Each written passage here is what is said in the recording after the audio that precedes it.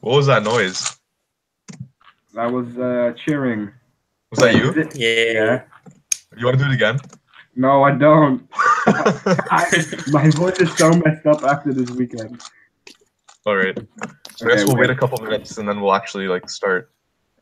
Okay, wait. I think people. Wait, I don't see myself, but oh wait, it started. Yeah. And make sure to like mute it so you don't hear yourself twice. Yeah, sure. Yeah, I have. So. Lol. Oh my god, it's the beard guy. Somebody said. Who? Somebody said, "Oh my god, it's the beard guy." It's the beard guy. Yeah. Basically the beard guy now. No one cares about one-handed or 3x3. I'm just the beard guy. I suppose. Because you're not good at those. Yeah. You're only good at beard. Exactly. It's the best event. We should have a beard episode of the stream. Like with Kevin and Jake and who else is good at growing beards? I bet Abdi is good at growing beards. Oh, probably. Because of them genes. Who? Abdullah Kadur. Oh, yeah. Okay, so... Okay, it's a one-handed bearded guy. It's the one-handed bearded guy, yeah. So, no offense, but that sounds like you have only one hand. Yeah. Wait. Brandon Nunez deleted his comment. Okay, so... He commented something about how Neymar sucks and Messi should be player of the year or something. Yeah, I saw something like that, but I was too lazy to finish reading it. Martin is in the chat. Cubing and CSGO says, Kevin, I want to give birth to your child. Yeah, why is it 1 hour late? Why is what 1 hour late? No, this guy knows. This is one of the guys that had to meet up with. Oh, okay. This is the guy I got late with on the bus. Or on the train, I should say. Do people still call you Antoine? Online, yes. In person, only if they only do it like on purpose to annoy me. But like most people know you, so yeah. I think there will be some more people at yours that will call you Antoine. Actually, at Worlds, I counted the amount of times I got called up as Antoine. It was like a solid like 15% of the times I got called Antoine. All right, so now we have like 27-ish viewers, so I think we're good. I didn't even expect that many, to be honest. Because like when you in the waiting area. Yeah. But like, weren't the runners supposed to be experienced? They were experienced as runners, not as pronouncing my name. The person with big ears is mumbling. Who said that? Damn. Oh no. Okay. So we have like. I'm not gonna comment on that. Yeah. Okay, so we have like 31 people watching now, so I guess we can start. So this is the 7th episode of the Team SCS Talks live stream, and this month we're gonna be talking about 3x3. So I'm joined with Antoine Paterakis and Kevin Gerhardt. Hey. And I guess I'm kind of good at 3x3, so I decided to put myself in the 10. You're literally like the fastest person on Team SCS. Only at official. It's just because I did it better at official. Better at official. Okay. So I guess the first thing we can start talking about is like our personal experiences with 3x3. So who wants to start?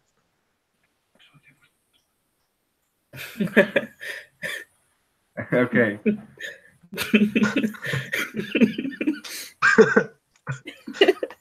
just like wait a second until the awkward moment has passed. Wait, what? What happened? I missed it. I'll tell you after the stream. I hope nobody noticed in the stream. Okay. Well, okay. I saw it. Kevin, you should have started talking about your viewing experience. I'm blaming Kevin. Yeah, so just like, okay, Kevin, go. Just give like your general thoughts on like why 3x3 is important, you why you should practice start, I it, don't know. and like your past accomplishments or whatever. I mean, I don't practice it. That's. You know what? Let's just give Kevin a I don't moment. practice 3x3. Okay, but before. I don't even know why. Like, I have no idea. You should start, Anthony. Okay. So wait, the question was why I started practicing 3x3, right? Yeah, and then how you started getting into it, and then your past experience competing and records or any accomplishments. 3x3 is obviously the event we all know as the Rubik's Cube. I think there's a very small group of people who get to know a different type of puzzle other than 3x3 as their first twisty puzzle, I guess. So it wasn't any different for me. So yeah, I just started practicing 3x3 and it was the most known event, and I just found it the most fun. And then yeah, records, mainly national records, or I should say only national records for 3x3. Greek and our god. Yeah. As for accomplishments, I'm between three. It's either my 489 official single, which at the time was fourth in the world, European Championship 2016 finals, and my current PB average 746. Nice. I guess it's the same for me. So yeah, like 3x3 is the most famous, well-known event, most prestigious. So I basically think I practiced 3x3 only for like 2 years straight when I started cubing. Like just Isn't that boring? only 3x3. Especially if you use Rue. Yeah, because I'm not gonna do like big cubes or something. And then I started improving pretty quickly. I don't know. Then That would be stupid. Failing in competitions, whatever. Eventually, I started getting some decent averages. So now I'd say best achievements: winning round 1 world championships and failing to make semifinals. And then 652 current NR average. Yeah. Yeah, I like to add something on to like the relevancy of 3x3. I don't think it's just important because it's the first like twisty puzzle, but also because it comes in like every other puzzle, like 4x4. So that's the most carry over to other events. Yeah. So like, so you have to be good at 3x3 to be like good at anything else. Most of the time. Most of the time. So for big is Kevin Hayes actually watching? Yeah, he is. Wait, what? Oh shoot! Kevin Hayes rip round 2. Patrick, I wish I could get NRs as often as Anthony. So as the cubes get bigger, it's not as important. But for example, Megaminx. Megaminx. It's you have to be good at 3x3 to somewhat good at 3x3. Somewhat good. Kevin says not true. I guess he's referring to like you have to be good at 3x3 to be good at other events. There's only like for like pure Minx cube 2x2. I guess it really doesn't matter. Big cubes. I mean, obviously it helps to be like sub 12 or something, but beyond that, for example, if I average 3 seconds slower than somebody else on 3x3, my reduction stage only has to be around 3 seconds faster, which for 4x4 might be a big deal, but for 7x7 it's not that big of a deal to be just as fast. But now that times are getting faster, it is more relevant, I should say. Yeah. And then Kevin, do you have anything to add on to kind of like your personal story? Because I don't remember anything that happened before 2015. And I was sub 10 in 2015, so I guess I was already into 3x3 a bit. And I don't know, I always just practiced 3x3 next to some other events that I wanted to become good at. All right, I think that's what like most people do. So 3x3 has always been like the side event I've been doing. Yeah. Okay, and what would you say are your like best achievements with 3x3? I guess too many of my 4.9. Actually, not. Only my PBs, so 4.9 single and 6.9 average, and making Worlds Finals, which was pretty crazy. How about beating I mean- the wires? Hey, and Kian, Yo. I was only 8th in round 1, and I mean, you did. But what happened? Like, What happened? how? I don't know. Yeah, I how got did you scared. even make semis? I got scared. Okay, wait. I've Kevin Hayes, noticed. rip 5x5 career, can't do 3x3. Kevin, you're not even bad at 3x3. Doesn't he have like low 8? High 7? I think he has sub 8 actually. Yeah, Like okay, that's like 7.8 or something. that's all you I'm so need. confused. I don't know who they mean when they say Kevin. Oh, okay. We'll I mean- we'll just call him Hayes. Hayes, Yeah, or 7. Like Jared. mainly because Hayes and Jared. Sure. Jared. Okay. So I guess that's enough about our personal stories because nobody really cares about us. So Yeah. what everyone wants to know is what's the best 3x3? Oh, I have a pretty like unusual That's- answer. I have an unusual answer for this. Okay, go for it. So I like the Valk 3 Power with the Valk 3 core mod, which if you Totally haven't, did not if expect you don't know what it is, check my channel. But the quick explanation it's just a Valk 3 power pieces in a Valk 3 core, and it makes it a bit more stable, in my opinion. And yeah. And That's Kevin it, used pretty much. SM, right? yeah, and I've ordered the Cosmic one. Okay, and I also use a Cosmic Valk 3 Power M, so links in the description to where you can buy those. But for, like in general, I think basically any of the new 3x3s on the market are like good enough. Anything with magnets in it that came out in the last like 1 or 2 years is probably good enough for like most people. So either SM, Power M, Volk M, GTS 2M, even like Yushao Pro M, Yushin Little Magic M. Just like I'd recommend everyone try everything and see which one you prefer. I can basically probably use any Rubik's cube. SpeedCube M. No, not the Rubik's SpeedCube M. Please no. Yeah, it's like it's not necessarily that all cubes of the same Can brand. you even open the pieces? Wait, I have one right next. Martin wants us to do Twist the Web after the. Yeah, we'll do Twist the Web at the end. Oh yeah, sure. Wait, Anthony, can you change the angle of the camera because of your light? The light like behind me. Yeah. I might just shut it off because I don't know how the lighting is. Wait, let me try something. Yep. Nobody noticed me yet. No, Danny, I've noticed you. There's just not really You anything just I can did it there. reply to your How is this your fine? comments. I think this is fine, isn't it? Wait, let me Wait, do let me it like see. this. Just like point it at your face, because like I just have like a light pointing at my face. Okay, there you go. That's better. Okay. Yeah, I think it really depends on your turning style and accuracy and stuff. So yeah, just try out cubes at competitions before you buy one. And one thing I find interesting about hardware nowadays is that like literally everybody uses magnets. Uh, I don't think there's anyone who uses basically. not magnets. Well, people who are too lazy to order or make a magnetic cube. That's it. Yeah. But Danny says, "Too bad I couldn't join." Yeah, so I actually really wanted to get Danny on the stream, either this one or the next 3x3 one, but wait, isn't he on the dates next just one? didn't. I don't know. He's busy with. I think he's competing at the next one, so I don't. Unfortunately, I don't think we'll be able to have him. Who's That's on too the bad. next one? Then? Yeah. Oh, Who's on whatever. the- That's fine. Like, you don't have to have Danny on the stream to know who's good at 3x3. Yeah, everyone knows Danny because he's Slow Park, obviously. Slow Park. The Team Park MVP. Okay.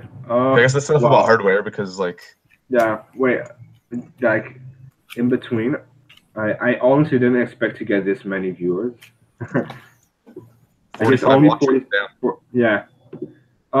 So wait, we're on improvement or on hardware? Wait, what'd you say? Are we still on hardware or did we finish that? No, I guess we can move on. Yeah. Okay. So. Wait, let me answer this question first. Who is the biggest cubing hype beast? Hype beast. Yeah. Stash.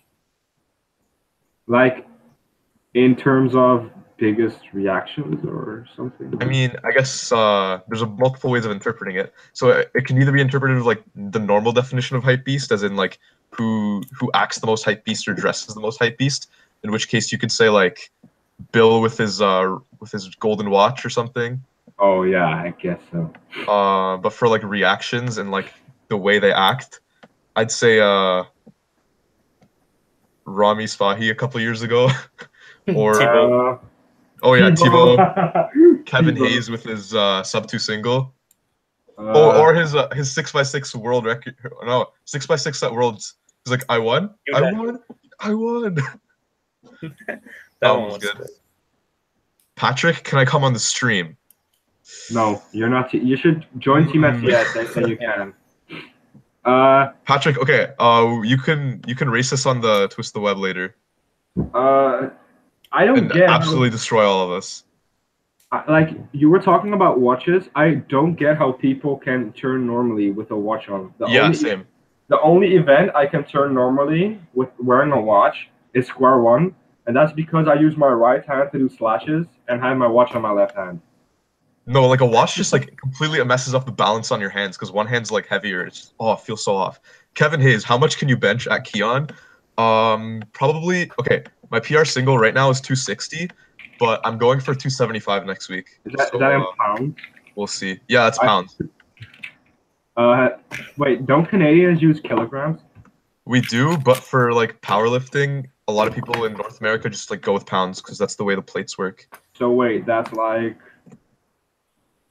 So what is that? 115? 115, yeah. Okay. I think you just need to get used to watches. Max Young, hi both Kevins. One of the Kevins is probably gonna say hi back. Yeah, I don't know why I thought it was 260 kilos. I just was a bit confused because I thought Canadian. That would be crazy. Yeah, I know. Yeah, Kevin says watch feels weird. Zach White, cubing with a watch doesn't make any difference. I guess it depends how heavy your watch is, or like. Well, not per se that. Also, how loose it is on your. Yeah, true. On your hand, like if it moves a lot, then that's annoying. Yeah. All right. So let's move on to like talking about improvement, how to improve on 3x3 in general. So I'm gonna shut up for like 20 minutes and let Anthony and Kevin talk about CFOP. So you meant like the better method. So what I think is really important is to get feedback from yourself or from others by filming yourselves. And what you should do is just watch them back and see, very specifically try to find the what you can improve. So don't just say I have to improve my F2L. Say I have to improve my efficiency on F2L, or I have to improve my look ahead on F2L. Or if you want to improve your last layer, don't just say I have to improve my last layer. Say I have to improve my move count, or I have to improve my transition from OLL to PLL.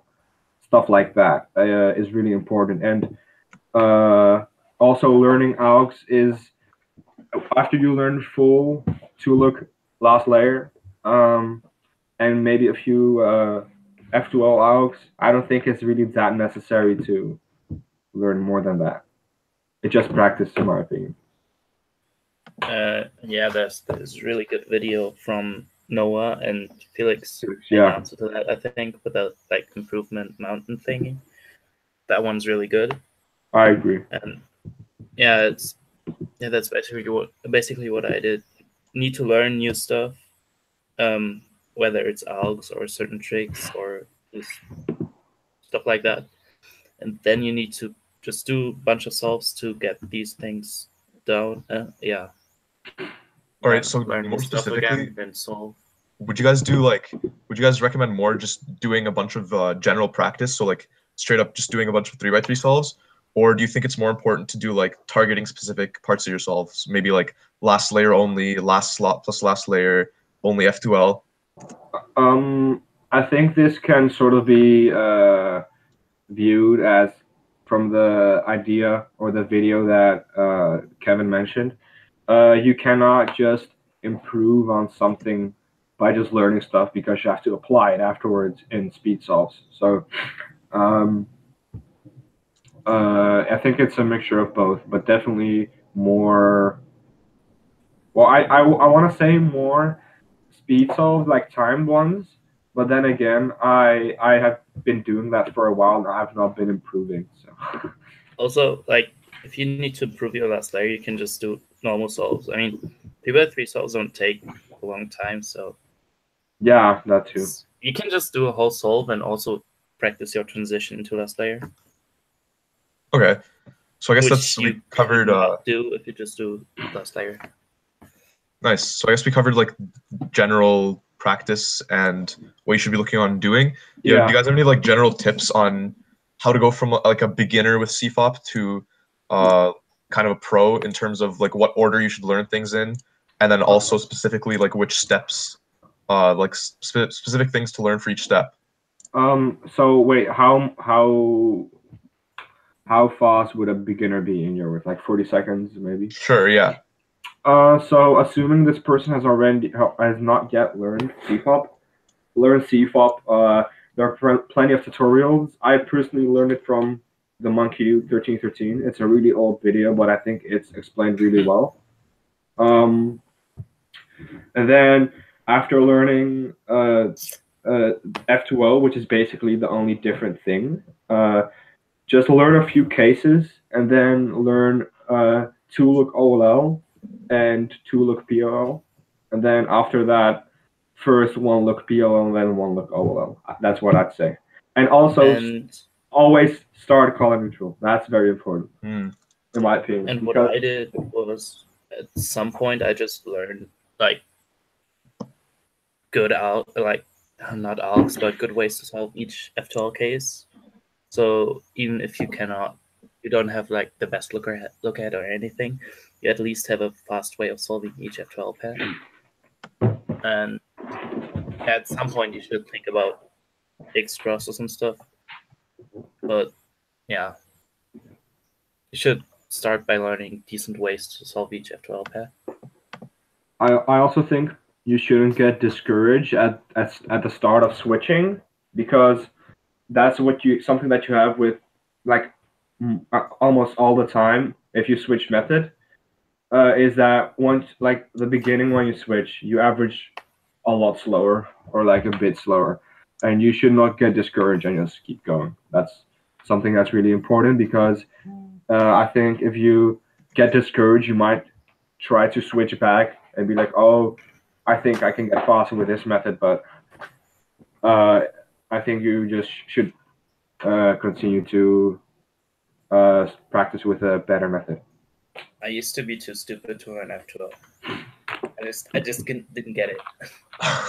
Yeah, I did. I had the same thing for advanced cube shape on Square One. So I did like beginner cube shape. I had trouble with that as well. I was doing beginner cube shape until I averaged like 17 seconds or something. Oh wow!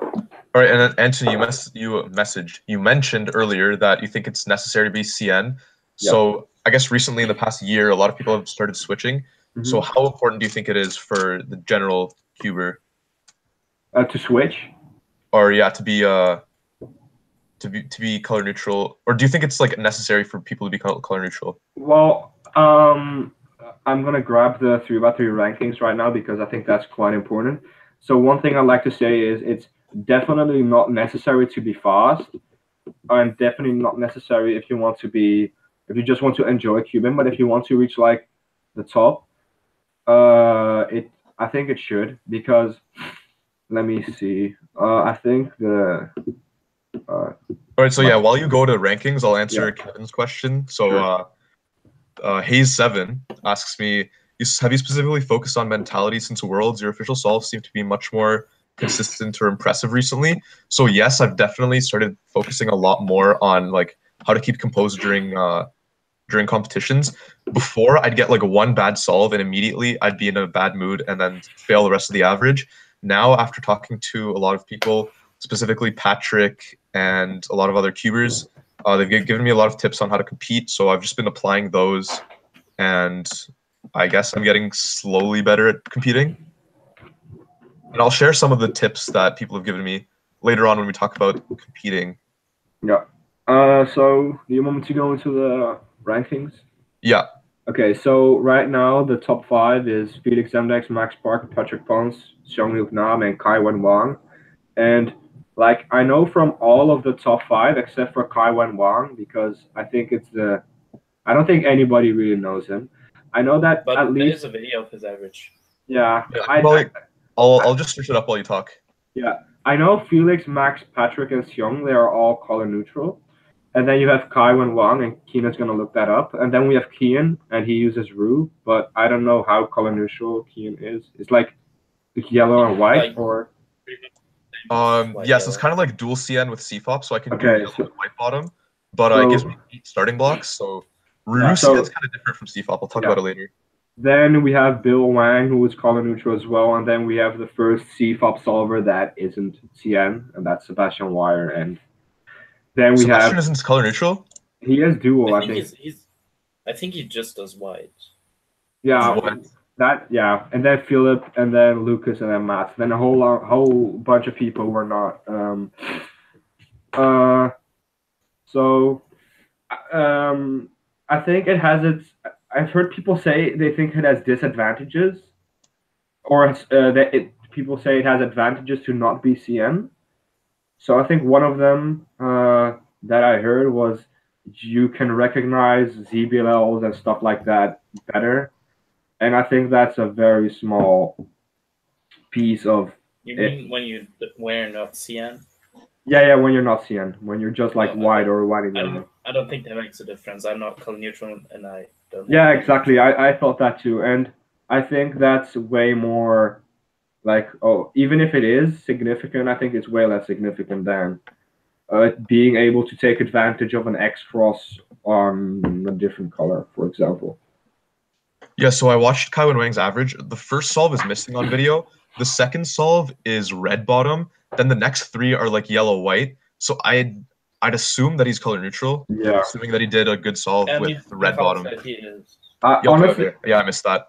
to be fair, I have actually known somebody who was doing like 3 colors like that, but he was weird. He was weird, so I assume so we can assume he's color neutral. So from the top 7 in the 3x3 world ranking for average, all are color neutral except for Kian, who uses Ru. Well, okay, I'm an exception. Don't even think about me. Yeah. So I think it's a lot more difficult to be color neutral on Ru. So and then I don't know if you mentioned this earlier, but do you think it's like always worth it for any cuber, no matter what the speed is, to switch to CN?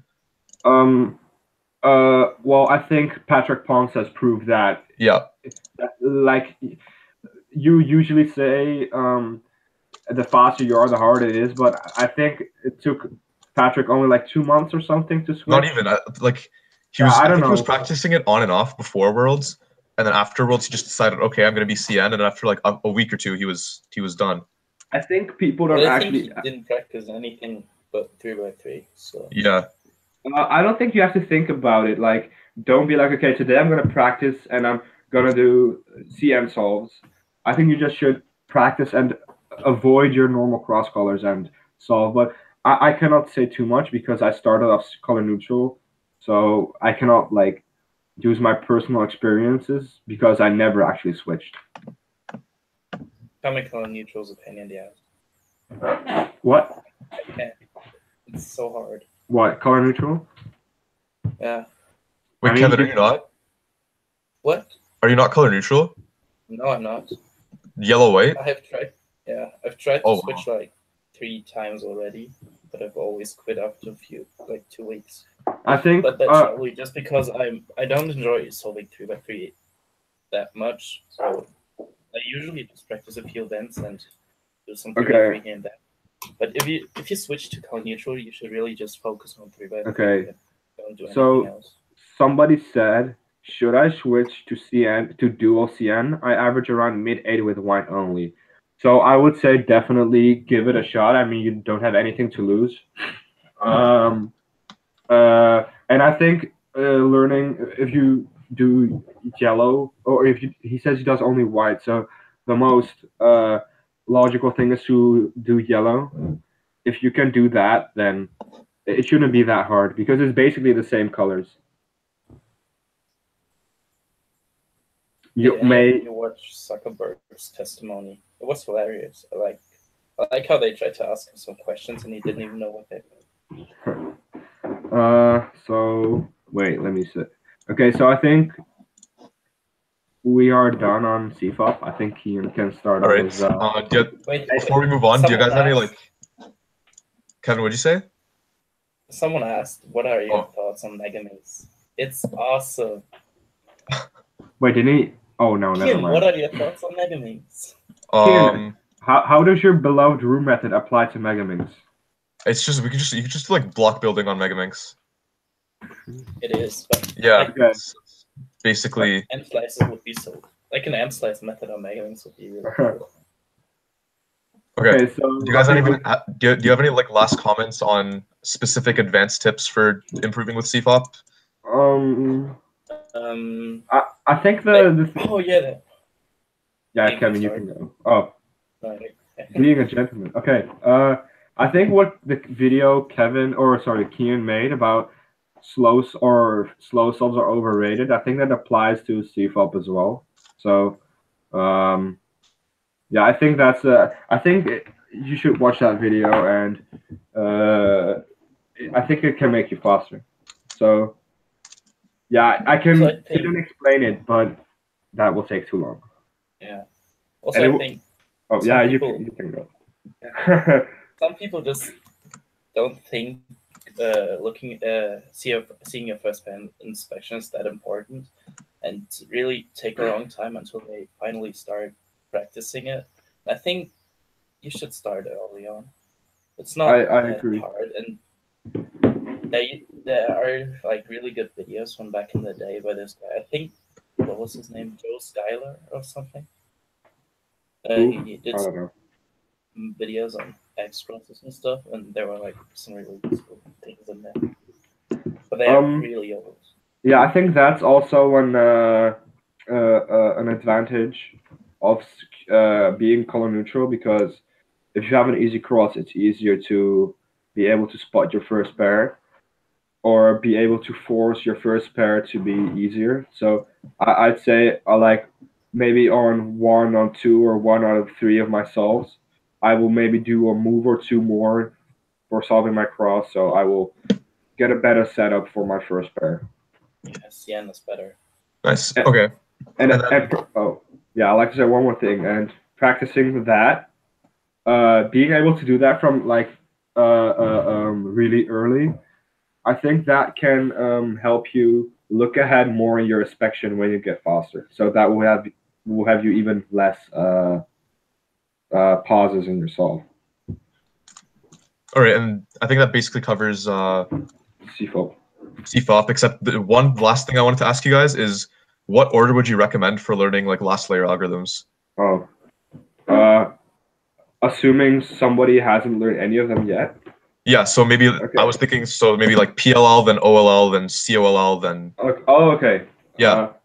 I'd say 2 look OLL, 2 look PLL at the same time, then full PLL, then full OLL, and then I was gonna say COLL, but then I think like if you get faster, it's not really worth it, and if anything, it slows you down. But I think it is worth it, not like thousands of learning how to recognize CP and stuff. Yeah, okay, I'd say knowing what your corners are affected, or your pieces are affected by, and then it's basically just learning random tricks and then ZBLLs. So random tricks would be OLL CPs for bad OLLs, and edge control, VLS, stuff like that. ZBLL, yeah. Okay, so basically after you know the basics, you can just start learning bits and pieces of more advanced things. Yeah, because like I don't think there are many offsets for Ru, but for like all the other events, it's basically you learn a full set for CFOP. I think you just have to learn the good and easy recognizable AUX. I don't think there's a single set besides like OLL and PLL that's worth learning fully. VLS? No. No, there are some I think like all the DOF cases are bad. Winter variation might be useful if you don't know any ZBL, but you should know easy ones. So perhaps. Okay, so I guess that's enough CFOP talk. So now I'll switch over to Ru talk. So basically, Roux, you can either start out by using the standard beginner method with layer by layer, or there's a tutorial with beginner Roux that Dan White made. His channel's called DDub, and it basically simplifies Roux so that like any beginner can learn it. I've taught it to like 5 to 10 of my friends, I think. And since it's only 2 algorithms, I think it's quite a bit easier than just learning layer by layer. I think there's like 5 or 6 algorithms for layer by layer. After that, with Roux to start improving, you can basically just start improving your block building. And the way I recommend doing this is what I did at the beginning is just watch a bunch of YouTube. So I'd spend a couple hours a day just searching up Roux example solves, Roux block building guides. Just watch anything I can find to see how fast solvers were building their blocks efficiently and any tips they had.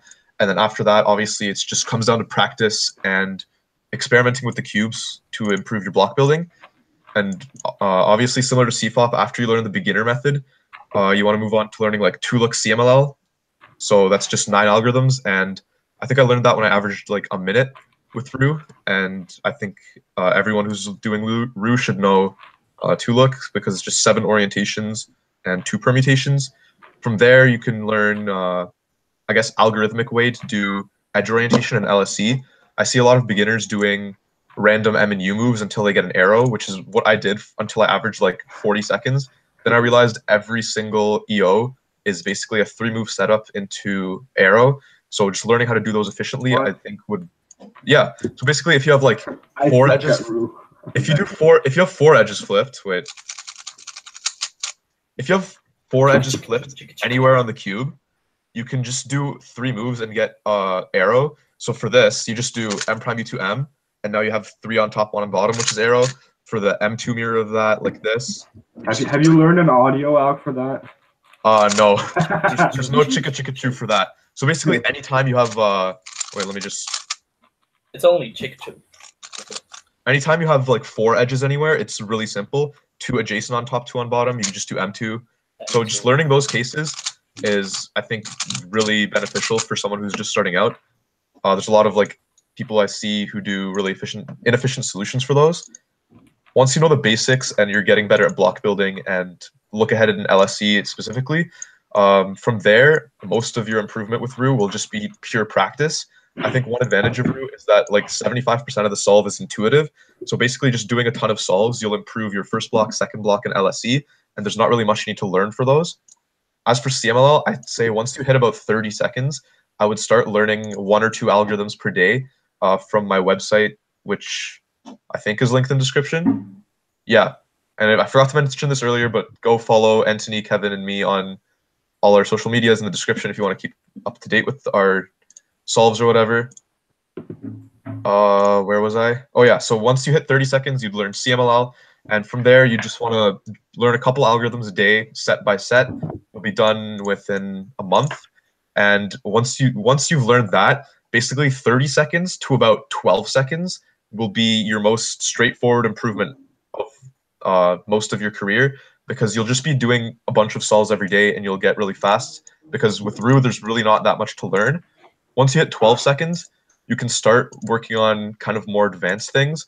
So that's where you really want to be forcing yourself to plan your whole first block for obviously an inspection, but also planning the DR edge for your second block, as well as learning more advanced things such as a second algorithm for each CMLL to influence EO, as well as EOLR, so you can do 4A and 4B in the same step. And basically, that's where I am with Roux now.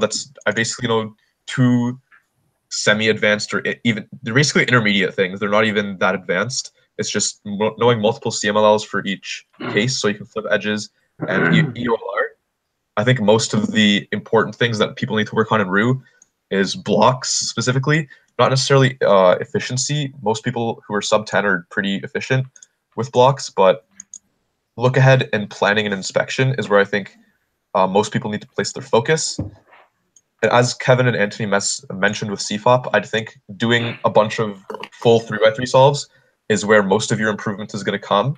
However, I've recently started doing more targeted practice, and I'm going to upload a video kind of explaining my specific practice technique that I recently came up with and how you can apply it. Basically, I'll give a sneak peek into that. I basically started doing like partial speed blind solves, and what that is I'll pick like a part of the solve that I want to eliminate pauses in. So say lately I've been pausing a lot in CMLL. What I'll do is last slot plus CMLL scrambles. Then I'll do speed blind solves with it as a warm-up before my 3x3 solves. I'll do that for maybe a cycle of 2 weeks. And then after those 2 weeks, I will have improved that part of my solve as well as my general solve. Then I'll move on to a different part of the solve to do speed blind.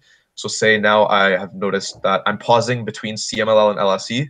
So I'll scramble the last 10 pieces, and then I'll start the timer, memorize what I have to do, start solving, and then try to one look all of CMLL plus EO, or even CMLL and EOLR. So once you get more advanced, you can start implementing more advanced things like that, or practice techniques. But once you're just starting out, I'd say just do general solves. And the last thing I'd like to comment on for Roux and how to improve is color neutral. So for Roux, I'd say X2Y color neutrality is the kind of the best that we know of right now. So X2Y means you can do any block starting. So if you start like green-white, like this, green front, white top, you should be able to solve in any orientation by doing any variations of X2s and Ys. So I can do any of these or any of these. So basically I can do every square with white top. Yeah, anything with white bottom or yellow bottom. So that gives me 8 starting blocks. And this is actually more options than CFOP, because color neutral CFOP is 6 blocks, whereas X2Y Roux is 8 blocks. So I'd say if you're only doing 1 color block or 2, then you should definitely switch to 8. I switched to 8 when I averaged about 7.5, and that was definitely worth it. Isn't doing a Y2 from one starting block to another basically the same thing though? Yeah, so if you're only doing like blue-white, your second block is green-white, so it should take like maybe a day or 2 to be able to do green on left instead, because it's the same pieces just from a different angle. Yeah, I as a color neutral person, I really don't see how that can be a challenge. But I mean, it was hard for me. I used blue-white only until I averaged like 15, and then I switched to blue-white and green-white, and then when I got to 12, I switched to blue, green, red, and orange, all with white bottom. And then I got to like 7.5, and I was like, okay, I should probably learn yellow bottom too. Okay. And then a couple people in the chat were asking about, is Roux full color neutral worth it? So that would give you 24 starting blocks. I'd say, in the grand scheme of things, yes, I think it would be worth it. Just because, as Kevin mentioned earlier, if you're fully color neutral, you'll have higher chances to get an easy beginning to the solve, and that gives you an opportunity to have more prediction into the rest of your solve. So if I can have like a block that's 1 move more efficient in every solve, that'll give me more opportunities to plan like first block plus the second block square. But if you actually look at the move count analysis of X2Y neutrality versus full color neutral Roux, I think the average move count for full color neutral first block is 5.3, and for X2Y, it's like actually no, wait, let me check. I have the screenshot somewhere. Also, how are you supposed to inspect 24 blocks in 15 seconds? Yeah, that's one of the major concerns for most people. Oh, here it is. So color neutral 1x2x3 first block is 5.1 moves on average.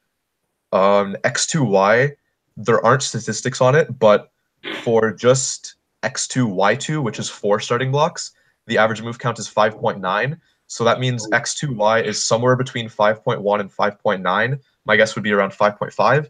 So full color neutral on average, if you're doing every block optimally, would save half a move. But in reality, I'd say it's more close to 1 move, since we can't solve anything optimally because we're human. But Kevin asked, how would you inspect 24 blocks in inspection? You wouldn't inspect 24. Like I have 8 starting blocks. I don't even inspect all 8.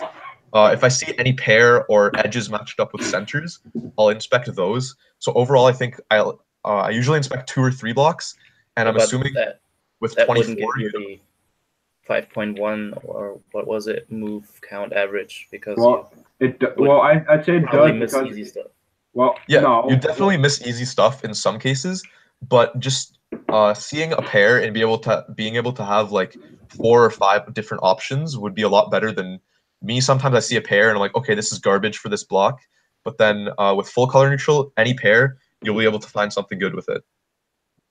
But I think, from my it might make experience, from my experience with CFOP color neutrality, like 6 crosses, I definitely do not look at 6 crosses in a solve, because if I see 2 sides with 2 pieces already attached to the center, I will definitely not take a look at the sides that have not a single one, because well, unless like they're really bad, I will not take a look at them, because there's no point, because I already see there's something easier. Okay. Yeah, so it's basically the same thing with me. Yeah, it's the same thing. Yeah. I don't think I have anything else to say. Pretty much covered everything I wanted to cover. So now let's talk about methods. So what would you guys say are the advantages and disadvantages? Answer questions? Like one question, because I think that's a pretty good question. Oh yeah, sure. Do you guys think that Max Park's habits, like no double flicks, could be bad for him in the long run? Well, first of all, I think saying long run in that question is not really necessary, as I think long run can be interpreted in a few different ways, either in a few years or getting really fast. So obviously Max Park hasn't been in the top cubers list for too long, but he in that little time he has basically become one of the best speed cubers at the moment. So in one of the 2 ways you can interpret it, the question doesn't make that much sense. But I think at the moment he has the best unofficial. He has a best average of 100. So if it fits his turning style, it might be beneficial for him. But I don't think it will fit everybody. But I think he would be a little bit faster if he could double flip, if he had nicer finger tricks, because he has like a bunch of weak grips and stuff. That although he can do those fast, that still costs him like a bit of time. Yeah, so what I'd like to say about Max Park specifically is that first, he's an absolute beast. I think we can all agree to that. But his style is pretty unique, because out of everyone, I'd say in the top 10, 12, 15 even, they use a lot of advanced finger tricks, advanced tricks. Everyone's doing like ZBLLs, X crosses, all that type of thing. But if you look at Max's solves, they're basically like vanilla CFOP. He's just doing OLL, PLL, most of the solves. Well, I remember speaking to him at Worlds, and I think I'm not 100% sure if I remember it right, but I think his mom said something along the lines of he had to stop learning ZBLLs before Worlds so that he wouldn't mess up during Worlds, something like that. Yeah, like the thing about Max is to learn ZBLLs. Yeah, Sorry? I didn't understand. He wanted to learn ZBLLs. Yeah.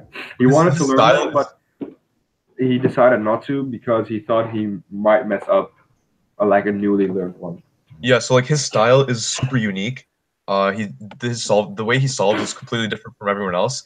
He uses like single flicks instead of double flicks, and he basically rarely ever messes up a solve, just because his turning is so perfect and accurate.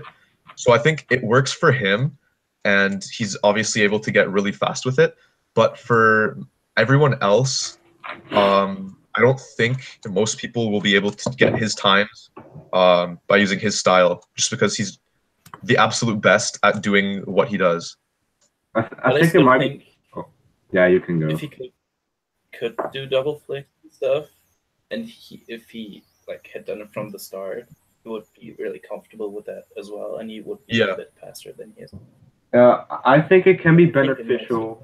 I think it can be beneficial for some cases, like perhaps in F2L. Like if you do double flick U2, you might not even see the pieces that like appear in front of you in some way. I think it might be one of the reasons is look ahead is so good. Because if I do a U2, like a U2 prime, the piece that is the edge, for example, that's on UL. If I don't watch it, I won't actually see what edge it is once it comes like in front of me. If that makes okay, I any see what you sense. mean. Yeah. And maybe it's safer to do like to not do double flicks in terms of like, I don't know, regripping or transitioning into other algs. Yeah, definitely. I'd say his style is really conservative. So like the finger tricks he does, they're not risky at all. I think actually Kevin Hayes was talking about in his Big Cube videos. You don't want to do things that are like too risky because you can risk messing up the solve. So Max's finger tricks with the single flicks are really safe. So, for example, if I do U2, I will do this and I'll end up like this. If I do U2 with only my, like, if I double flick or if I do 2 times with my index finger, I will have this. So you'd have a better grip for your next AUG, and I think then transitioning into an R might be easier, for example.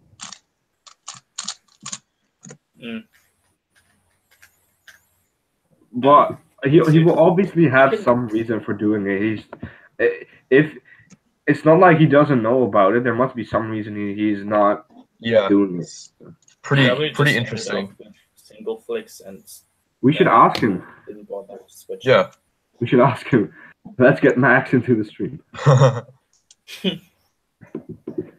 honestly, if I don't, does anybody even know? I don't think so. I'm actually curious because we are talking about it now, but the only person who can give a valid answer is himself. Yeah. So wait, we're gonna talk about methods, right? Yeah. Okay. So, what would you guys say are the pros and cons of CFOP? Pros are definitely that it's similar to pretty much everybody's beginner's method, so that it makes a lot more sense. And the biggest con is definitely rotations. If you compare it to Roux, at least. Yeah. Okay, Kevin, what do you think? It's not like a pro in terms of speed, but I think the fact that you can learn way more algs for CFOP is also nice for people like learning algs. I was expecting that answer from you, to be honest. Yeah, I like learning algs. Okay. But yeah, that does not really make a difference in terms of speed. Wait. I don't know. Is there yeah. else?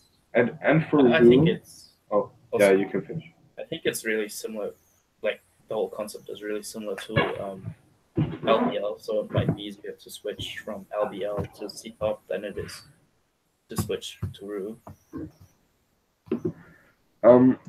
What I think, well, I'm not gonna judge too much because I haven't like done Roux seriously, but I think having such a larger part of your solve being intuitive might make it more difficult to become faster, because you actually have to think in the middle of the solve, which is I think that takes more time than actually having to actually recognizing a last layer out, for example. But obviously you can recognize the cases, but I think it's a bit different. That's a valid point, but I guess the counter argument to that is like since your solves are mostly intuitive in Roux, there's not much you need to learn. So I'd say that would cause improvement to be a bit faster, although it might be a bit more difficult to wrap your head around how to be efficient in those concepts. I think like the thing that I just mentioned kind of explains the difference between, for example, your one-handed times compared to Max's one-handed times and your two-handed times to Max's two-handed times, because having to think in the middle of a one-handed solve is less. It's the same time as having to think in a two-handed solve, but move count is more relevant. So if you have to do 10 moves less, it's a big deal. So I think that can sort of explain the whole you being much faster in one-handed than any other CFOP solver, despite not being faster than many of them in 3x3. I wouldn't say I'm faster yet. I still need to get something good in Wait, competition. But was the screenshot you put in of your times actually legit? yeah, it was from Yeah, my well, Q&A. yeah. So isn't that like much faster than everybody else?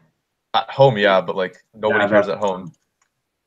well, But Rude's so that's also a con that like I've noticed that not only like from your official source but from other Rude users like from local comps is it's a lot more inconsistent, and I think that is because I don't know, maybe M moves are harder or like more inconsistent because of nerves or something.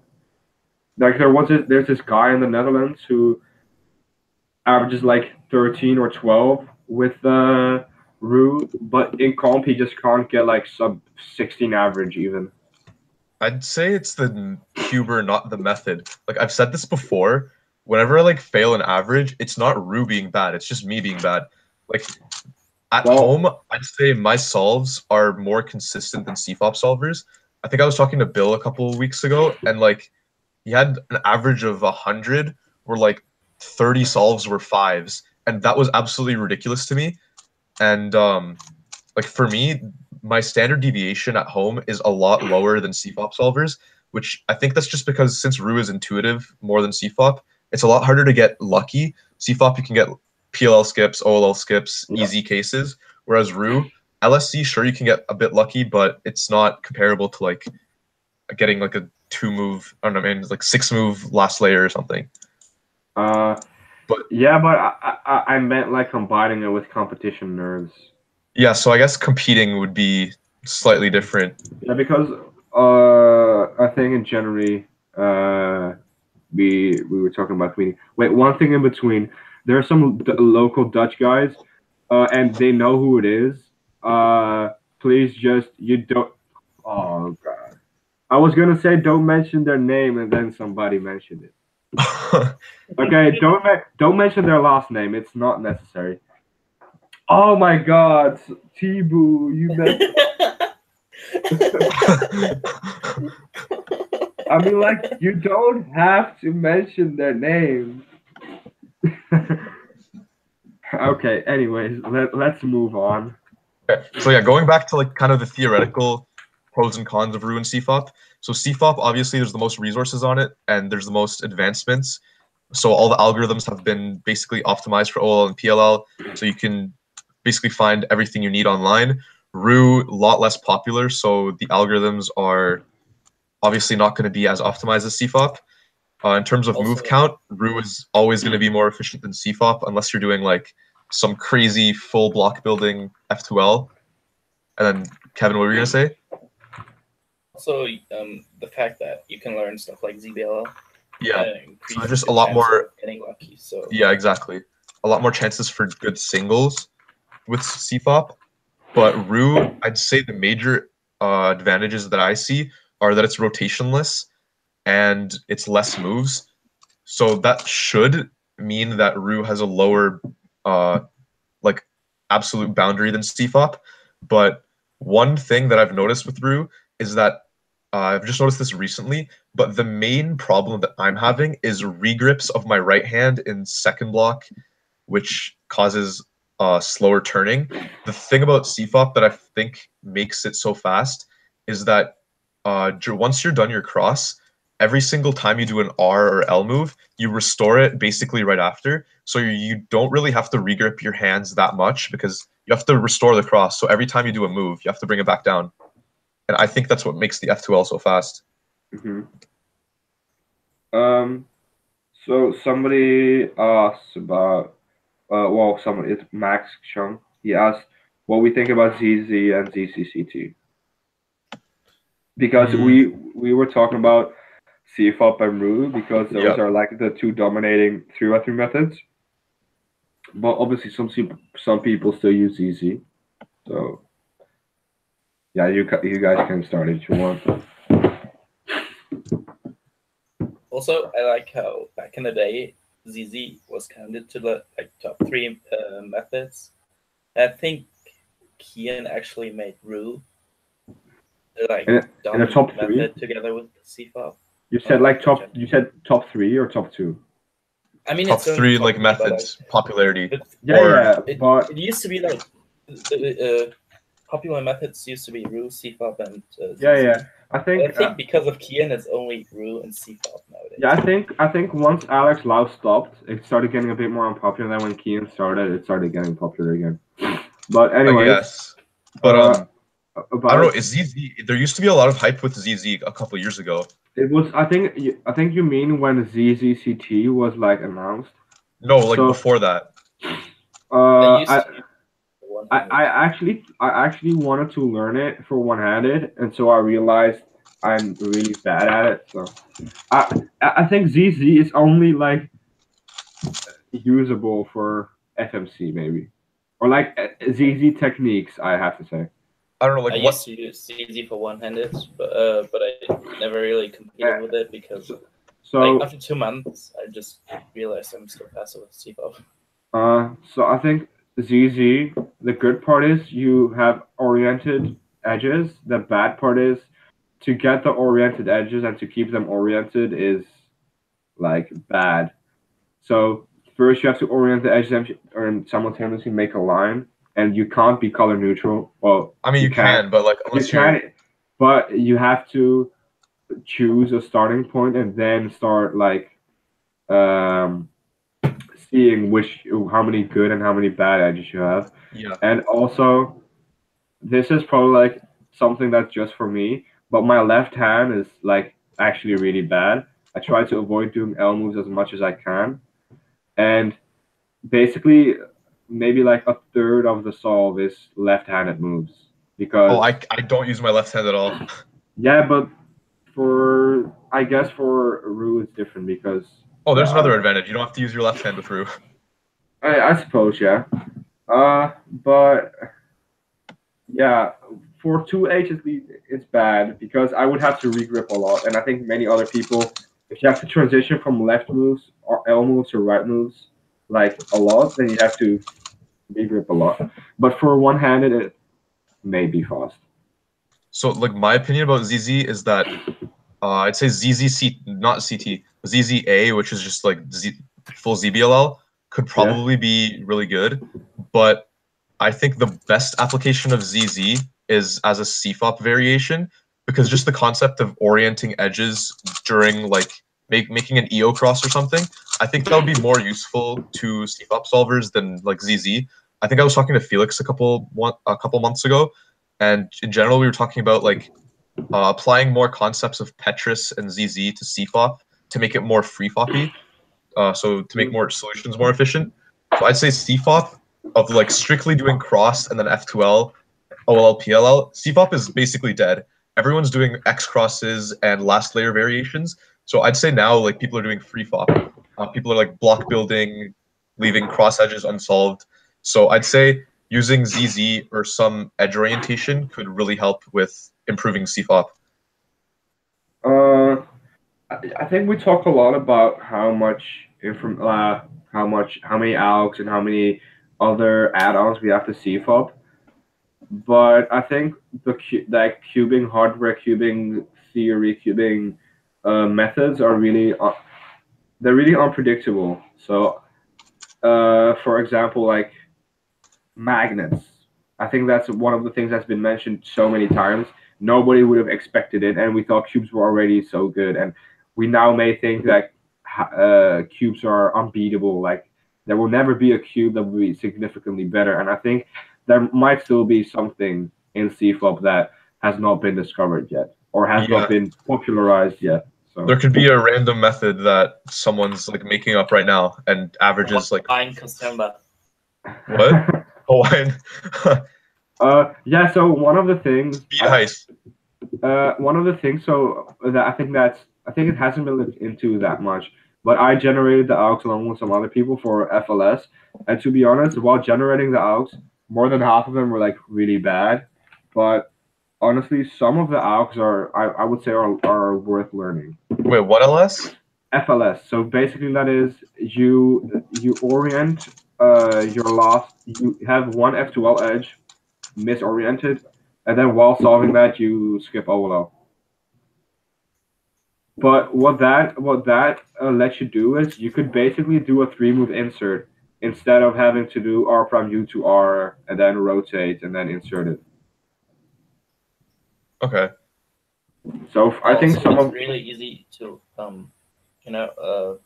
see what case you're gonna get before you do the 3-move insert. yeah, that too. So you could straight up go into the alg. Yeah, but as I said, I generated many of the algs and many of them are actually really bad. Like some of them have like LRFB or something. So it's really not that good. But like we mentioned earlier, basically none of the CFOP subsets is worth learning completely. Okay. I guess that's enough about methods. So I guess the conclusion is pick one and go with it.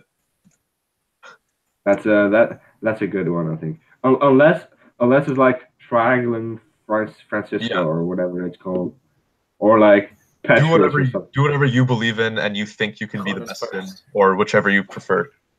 That's such a political correct statement, but I'll go. Well, like if you think about it,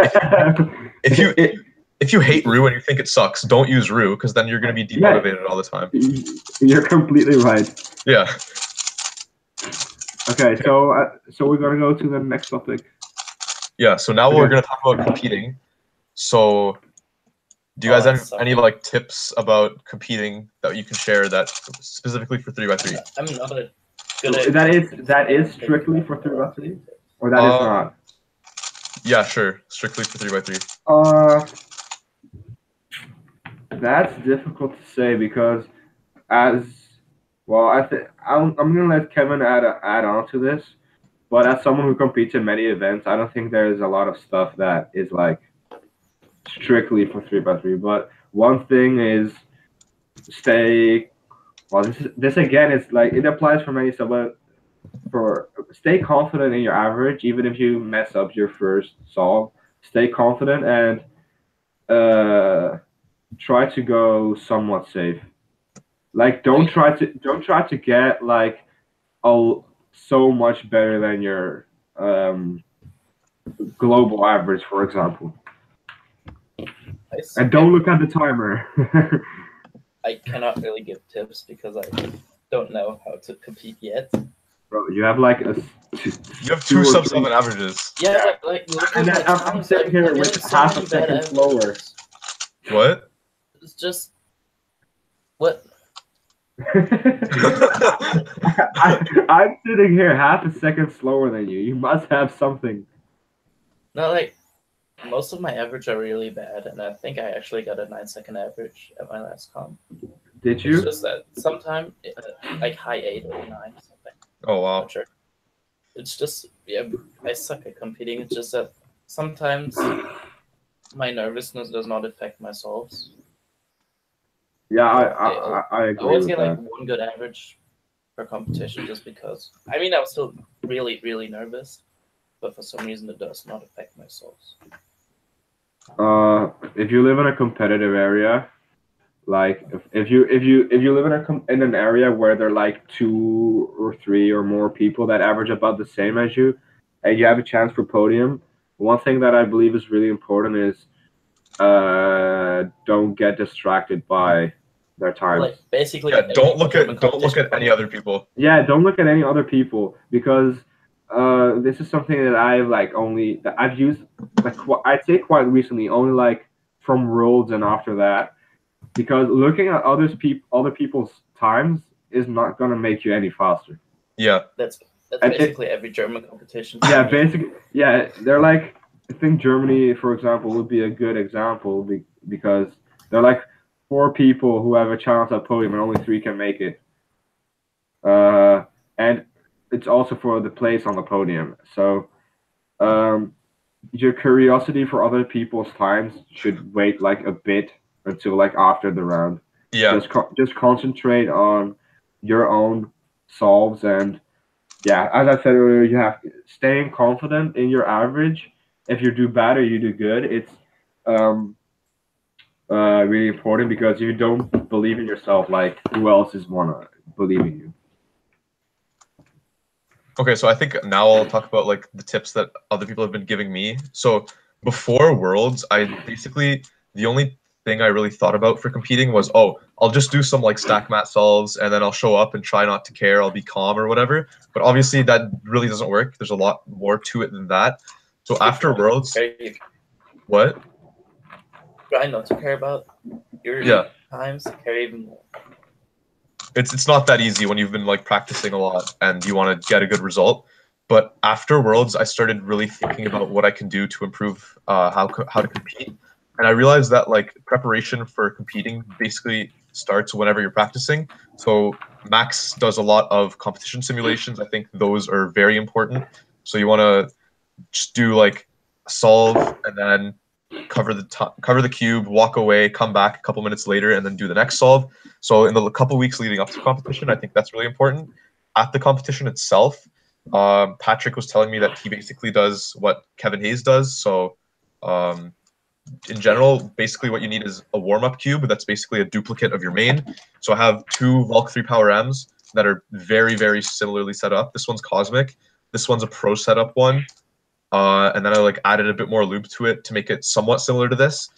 So basically, once I don't know if I agree with that, to be honest. Really? Like having the same cube. So for me, I tend to get really good times for 3x3 if I have a 5x5 or 6x6 as a warm-up cube because one thing that's really inconsistent for me is my look ahead. My last layer is generally stays the same.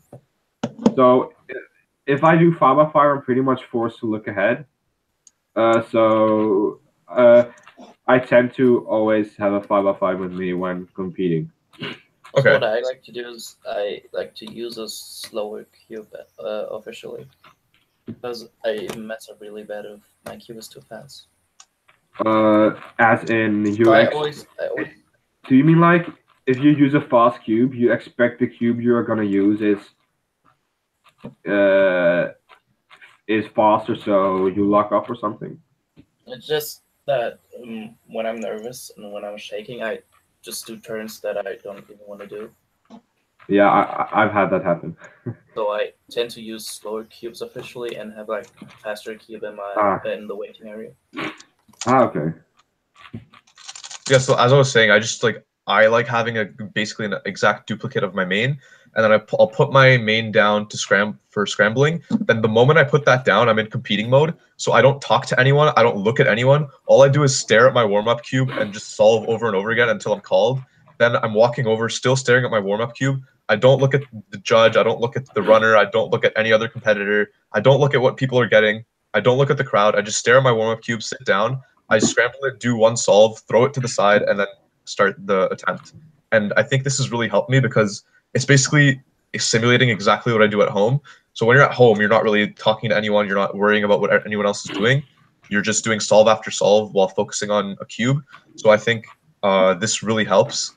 And worrying about what other people are getting is probably the worst thing you can do, because if you see someone get like a 5, then you'll think, oh shoot, I need to beat that if I want to have a chance at winning or podiuming or whatever. So just focusing on what you're doing and not caring about anything else is probably the best thing you can do. I've heard, I think it was Kevin Hayes who said, you shouldn't do, you shouldn't like spam solves before a round. And he compared it to like, if you have I think it was like, you have like swimming. Yeah, swimming. Yeah, if you have to take a race. If you have to compete, you don't want to like swim. Yeah. Before you have to race. Yeah. So just like warm up right before the round or something. What are you guys' thoughts on that? Is it like even comparable to cubing? Because I don't think it's physically exhausting. I'd say the physical aspect isn't that comparable, but the mental aspect and the focus aspect sort of is. So what I usually do is I warm up I do a general warm up the morning of the competition. So I'll maybe do a quick like 20 minutes, half an hour of a ton of solves, 3x3 and OH. Then for the rest of the day, I'll just kind of passively do a couple solves here and there. And then before a round, I'll do a few solves and get started. So you don't want to be spamming solves the whole day, just like getting warmed up for your round. Yeah. I get it somewhat, but As Also- somebody who, and I think Kevin can relate, as somebody who competes in a lot of events and usually makes like progresses in the rounds of that event, so basically being busy the whole day, I don't get that thrown off with um, being active the whole time. I don't even have time most of the time. Yeah, Oh, same. wow. I now that I'm like faster, I think I've said that like frequently. Now that I'm faster, I think I enjoy cubing a lot less because I compete the whole time, and I think once I like my PB streak, once it stops, I might just stop competing in some events so I have more time. Like I think that's one of the reasons why I have so much fun at the big comps because I don't compete and don't judge so much of the time. I can just hang out with friends. Yeah, that's true. And then Kevin says if you're at a major event, don't practice the competition, just warm up. Yeah. So it's not really practicing, you're just getting yourself into the groove so you don't like get a 10 average in your first 5 stalls of the day. Also, what happens to me yeah, is yeah. that mainly for 3x3, whenever I do like solves before the round, cube just becomes really bad. Yeah. I feel like cubes always become bad the day of the competition. It's just the curse of all cubers. For most events, I don't even touch my main cube for that event until like before the round. Oh wow. Oh, But and then one interesting And thing even that someone worse. asked. One And interesting then try to loot my cubes, and they become so fast that I cannot use them anymore. Kieran, what did you want to say? Oh, I was saying so. You guys were saying how you do a lot of events and you don't even have time to warm up, and Yeah. then a couple people were asking in the chat, do you think doing more like multiple events helps with nerves because it like spreads out the nervousness? So do you think there needs to be like a balance between the number of events you do so that you can not be nervous for like one thing, but still have time to like warm up for the ones you care about? I think the way this is like the reasoning behind it is a bit thrown off. So my opinion on it is doing more events makes it's easier for you to make a decision which events you care about and which events you don't. So me doing pretty much all WC events except for a few makes me realize I only care about 3 events and not being nervous for all the others. I used to be nervous for every single event, like even for pairings, for example, but now I couldn't care less. So I get my regular times. What happens to me is that because I practice a lot of events, I do more or less care about all of them, and I usually get good results at least a few of them. So I'm not like in a bad mood. Whereas if I would only practice one event, let's say 3x3, and I would most likely mess up because I would be really nervous as that's the only event I care about. I would be in such a bad mood because, I would mess up the only event I care about. Okay, yeah, I think that makes a lot of sense because that's basically my problem. If I mess up one round of 3x3, I'm in a bad mood the rest of the day. For me, it's only like if it's major things. So if I don't make, well, I was gonna say if I don't make 3x3 podium, but it would be the end of the day anyways. So recently, I got really pissed for not getting first in 2x2 at a local comp because that's like something that I expect to happen each comp, and then when it doesn't happen, I get pretty frustrated. And then there were a few events after that, and then I didn't like mess them up completely. I just didn't do that well.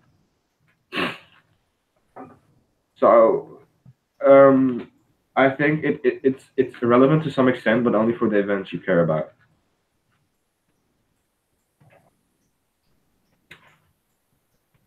But is it me? I was gonna say, is it me just having bad internet? There's nobody talking now. Oh no one's just talking. I was just like reading. I was reading the chat. Kevin, yeah. This is such an awkward silence. Oh yeah, okay. So I guess we covered competing and nervousness.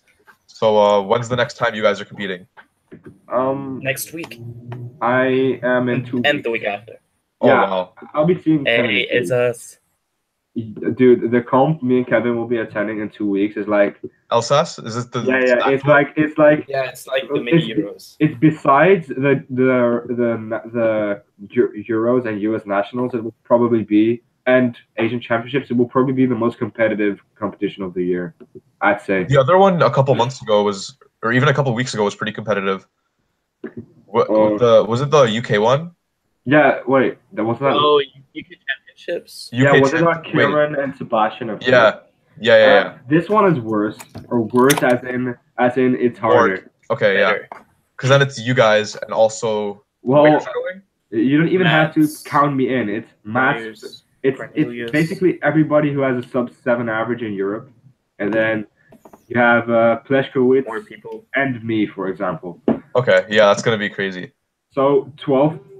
So the top 8 are sub 7.8 averages. It's Okay, that's pretty insane. pretty insane for like Yeah. local comp. Wait, what's do you guys know what the WR podium is? It's 7.02 average or something of average. This UK competition, like Yeah, London Open. It was Felix with. Oh, Felix was it and London Felix. Open? Was it London Open before Worlds I last think year? it is. I can check. I think it is. It's okay. So the sum is 21.06. So that's 7.02 average of averages. I think it will be difficult because, well, if they're like easy white crosses, perhaps. Easy white crosses. Yeah. Because Mats occasionally does white. Oh, really?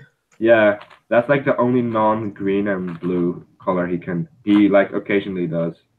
I just realized that all of the people who are like the top 5 at Alsace are not color neutral.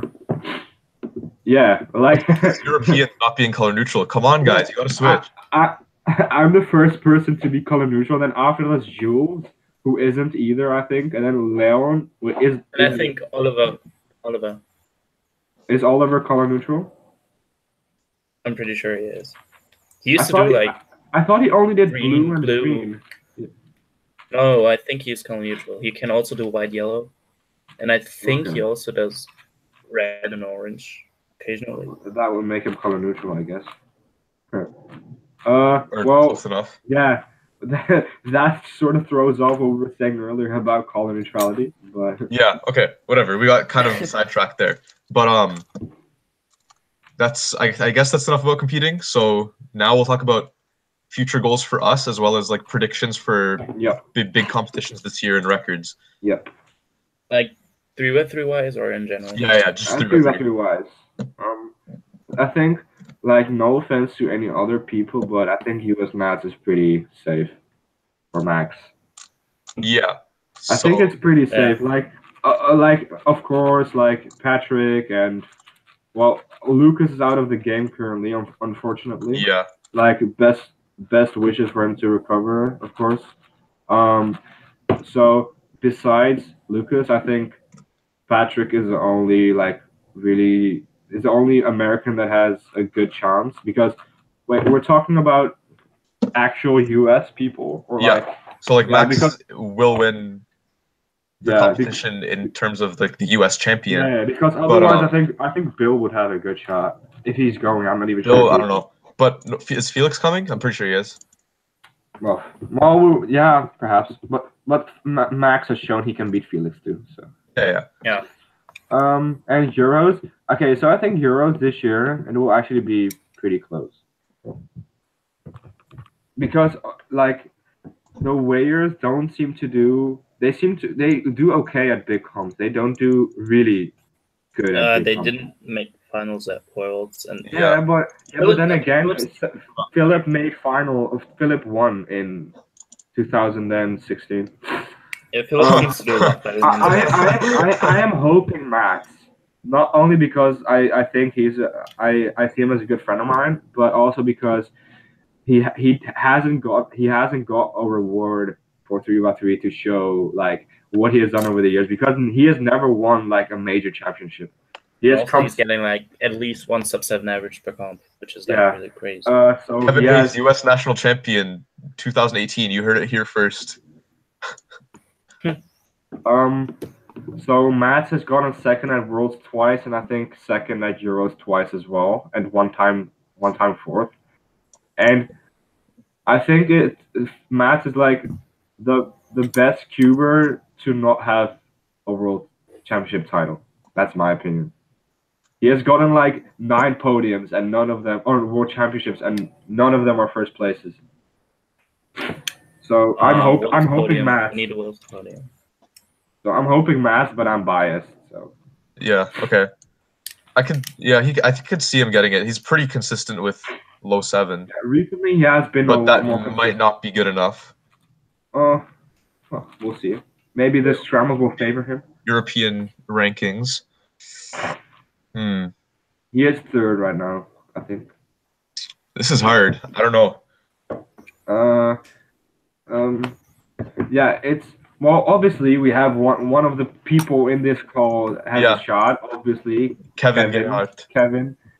I have a shot as well. European champion. But only at making. I don't think so, but okay. I have a shot as well, but that's only for making finals. How many people do go to finals? Is it like 12 or is it 16 or 20? Kevin says Mats is way better than Nam in terms of like never winning a major championship. Wait, did somebody say Nam is better? No.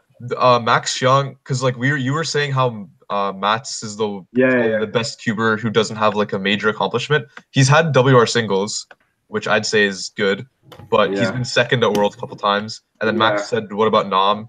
Kevin Hayes, Mats is way better than Nam in terms of overall. Yeah. Nam is good, but Nam is, I'd say, new. And Rani is in the chat. He said, "You can't win major championships without being CN." Fortunately, none of the top cubers who have a chance for Euros are CN. Yeah, Euros is going to be a battle of the dual color neutrals. I'm gonna check. So it is Sebastian, is Philip, Mats, Kevin, Kieran, Cornelius, Michal, Alexander. Oh, Michal's switching to CN, by the way. So I think none of the top 10 are color neutral. And then Carlos Mendez Garcia Barroso. I think he's color neutral. Yeah, and then I am the next one to be. So so it's either 11th, 12th, or 9th place on the psych sheet for the first person to be color neutral. It's honestly, I think Matt told me it's not really his color blindness that stops him from being color neutral, but it was one of the factors. Because said he finds it's difficult for him to differentiate yellow and orange, which kind of makes sense why he'd do blue and green as cross, because I don't know how to explain, but yeah, I see what you mean. Yeah, so it's unfortunate. I think he might have been color neutral if it wasn't for that. But Kevin says, depending on future results, Nam could eventually have a more impressive career, but definitely not now. Yeah, so I was actually thinking about things like this, like Cube top 3x3ers who have like the least accomplishments, like Nam and Bill, like they're so fast, but they haven't had any world records. How about you? Like me, I'm too new and I suck. Well, you're like 6th or 5th in the world, and you have like a few hours to show and nothing else, and first place on world's first round. First round of world champion. It's okay. Okay, so Mats has 7 podium places on world championships, and they are in like 5 different events, and all of them are 2nd or 3rd places.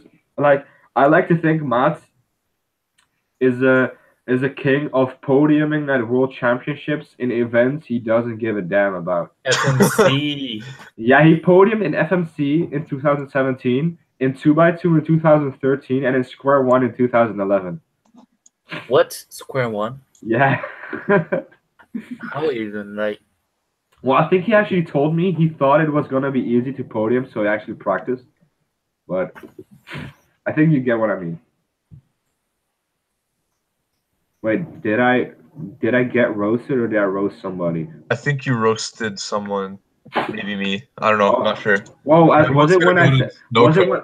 Was it when I said you are 600 world but only have NRs to show for it? Yeah. I mean, it's better to be that than the opposite, which is basically me I not don't think it. accomplishing I don't think it anything matters. but having national records. But I don't think it even matters because, like, in the end of the day, world ranking is what I look at. yeah, I agree. You have 6th in the world and nothing to show for it. What are the top No, you 5 have cube NRs. companies? That's good. I have NRs one are NR. good. Well, I mean, your history of NRs. That's Isn't true. that more? It's just 2. Yeah, well, that's more than one. Yeah. I mean, you're at least in a competitive. And I have the world record for the fastest average with the slowest PB single. On what? On 3x3. Yeah. Wait, Everyone else is. what I'm is pretty sure. the single? What is the single? Is it 5.8? 593. I was close enough. But I mean, it's better to have that rather than representing a non-competitive country because it literally just looks stupid on my profile, and so it's the same on Kieran's. But I think, yeah, that's what I have to say. It just looks stupid. Faster single than does Kevin have a? What the heck? Yeah, He he has a has a single faster sub single. me. I think Kevin even has 2 faster singles.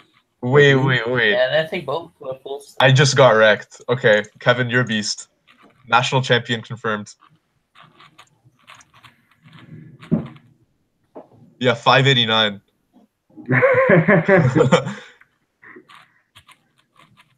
Kevin, how many? From 2016. 589 from 2016. Kevin, and this is to Kevin G. How many sub 6 singles do you have now? It's like 5. Thank you. Wait, let me check. So many sub 5s or sub 6s you can like swim in them pretty much. So many. Oh yeah, Wait. and other than podiums, 6'4". do you guys have any predictions for world records by the end of the year? I hope feet doesn't get broken again No, because 3x3, not feet. oh yeah, sorry. No, it's not gonna change. The average or single? Either of them. They're both gonna stay the same. I think someone's gonna get. No, I'd say Sunghyuk Nam 421. Well, 421. I think Yeah. the only person who should be able to get 420 is Mats, solely because he's Dutch. All right, let's not say anything about that. No, sorry. But I have to keep this stream appropriate. Sure. But yeah, I think single can definitely be broken by the end of the year. Low 4. I don't think sub 4, but low 4 for sure.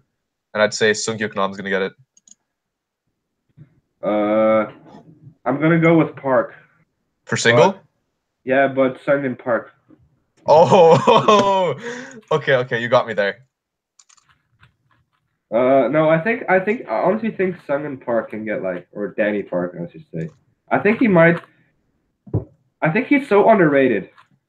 He's gonna get 6.8 soon. Yeah, I think he's really underrated. Yeah. Maybe one of you will have a shot at getting a good single. Not me. Well, no, Kevin, don't beat my single because then I will drop to 3rd in Europe. But what were you guys talking about? I lost my internet. Oh, WR single. about 3x3 predictions singles by the end of the year. I want to beat my single. Wait, you know, the Warriors went to this Dutch comp recently. The one where they stayed the weekend. Oh yeah. Yeah, that was I was hoping neither of them was gonna get a better single than mine because that would make a 1-year anniversary of me being 2nd. I was honestly really proud about that. Wait, is there anything else? For average, 580 is good, but it's not unreachably good. Okay. Antonie, I have 6 sub 6 singles. Okay. That's pretty good. I feel like sub 580 is also going to be broken by the end of the year. By who? Max. It's gonna be either Max or Felix, to be honest. Yeah. Like, others are good, but to be fair, they don't have a realistic chance. I think it's amazing to see how Felix has had many rivals, like Rowe, and then Michal Pleškowitz, and then Mats. Yeah, he's lasted a long time at the top of 3x3. Yeah. And I sort of get it, because I get how he has been on the top for so long, and he just doesn't want to give up. And of course, I think he's enjoying cubing. But I sort of get it. If you've been on the top for so long, you don't want to accept that somebody is like catching up. I think his rivals or anyone who's competing with him or breaking his records, I think it kind of motivates him to keep practicing, because the 645 average, or what was it, 654? Yeah, 645. That was like a second faster than the WR at the time. So like 654. What was that from? Like 2014? 2013. 2013. I think it was. That lasted for a long time. Yeah. And then when Max finally beat it, then we started seeing Felix and Max get even lower 6 averages and then sub 6. Yeah, I think back when 4x4 single was like 26. It was my Mats, and then Felix broke it, and then Sebastian broke it, and it was on and on and on and on and on, and it got down to like 21, and then it stayed there for a while. So yeah, I can definitely see like a 5.6 average by the end of the year. 5.6. Yeah, definitely. I think they might get close, but I doubt it will get like down to 5.6. We'll have to wait and see. All right, so I've basically covered everything we want to talk about. So now we'll just spend like a couple minutes doing some races on Twist the Web. And questions, I suppose. Oh yeah, so we can just like scroll through and see if there's any more interesting questions. I've been keeping an eye on the chat, and we've kind of answered most of the things we felt like answering. So if you have any more interesting last questions for us, then if you ask a question and we didn't answer it, you can ask it again right now. So are we gonna go to Twist the Web? Should we Twist the Web or thing? Cubing time. I don't have cubing time. Twist the Web. Okay, make an account. Wait, Kevin says, am I going to Snowco? No, I'm not coming to Snowco.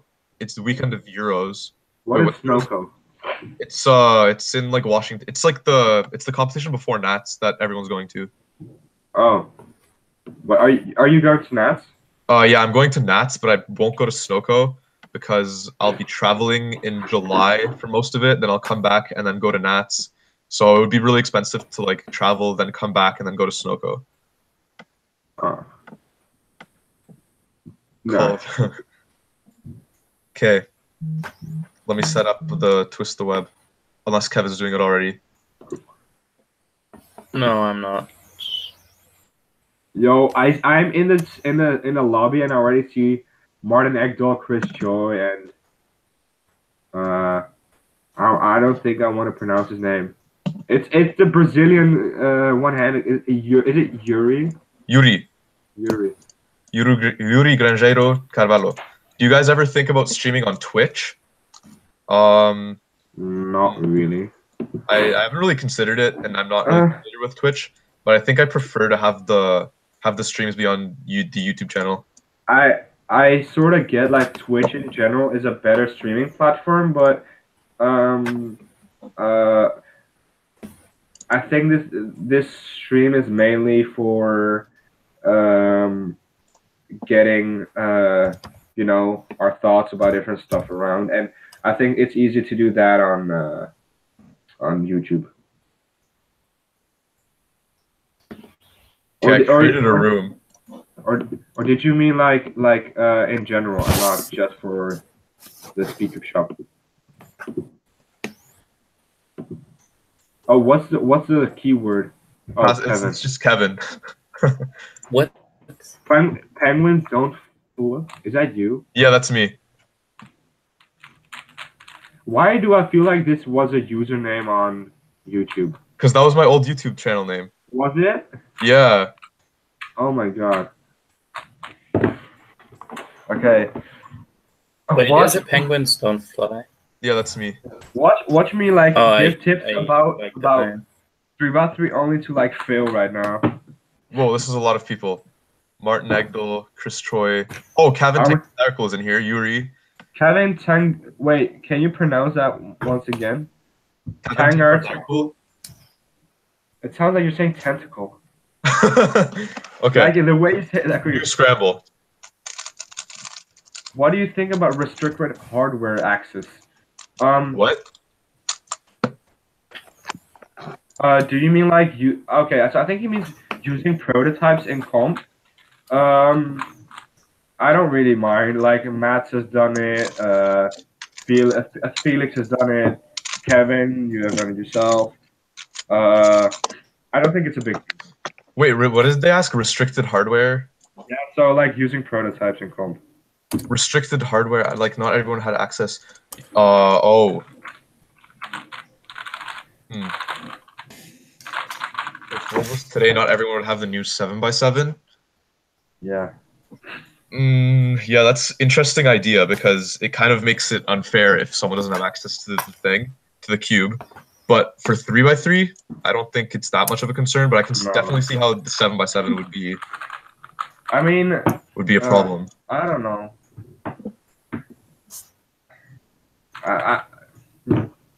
The only time that kind of had me annoyed was Nation Cup at Worlds, because all the GAN cubers had their Rubik's Speed Cube like well before the competition and could set it up. Did they really? Yeah. I didn't know. Because like Felix, Max, and Kevin and. Right, Kevin, confirm this, please.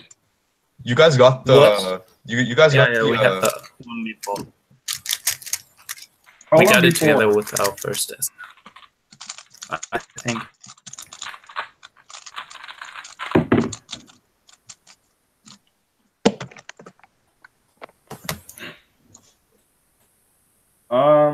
I think it might only be a big deal if it's like, if it's actually a new model. Having a magnetic cube when it's not magnetic, usually then it's fine.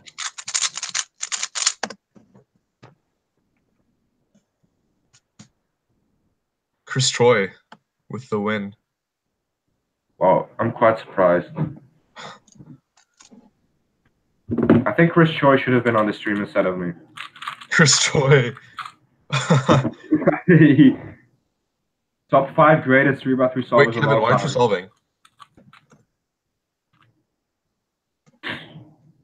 I think he's kibitzing.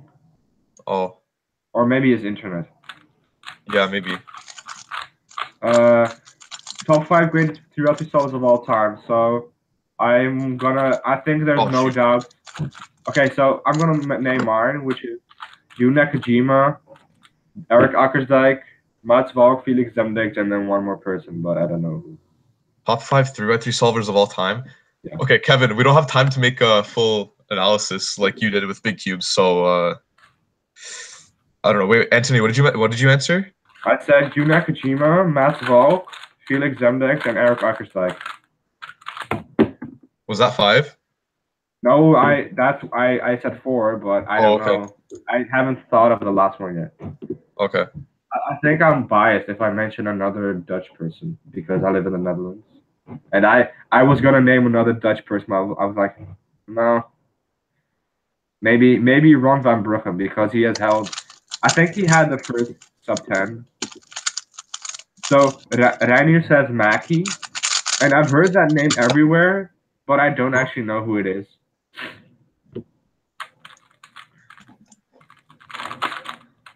Somebody asked if the sub 4 on my channel is real. It's not. It was an April Fool's joke. I had mentioned it in the description. So I think maybe many people got thrown off because it wasn't actually uploaded on the 1st of April. Oh yeah, I didn't even. I didn't even. I always forget that it's April Fool's, and then I see things like, oh wait, that's nice, and then I realize it's April Fool's Day, and then yeah. Yeah.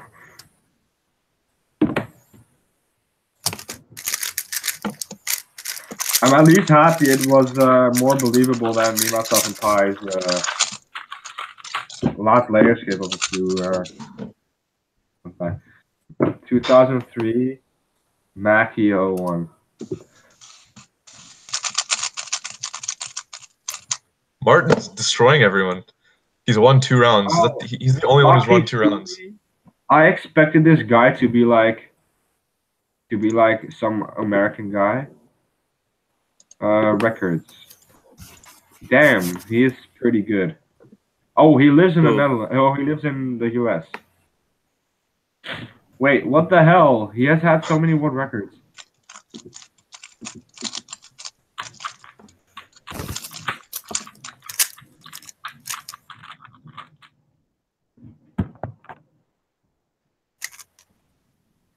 I think I might have just twisted a corner. Oh, Kevin's alive. Yeah, it's working again. Oh, my wait, gosh. Martin got top 6.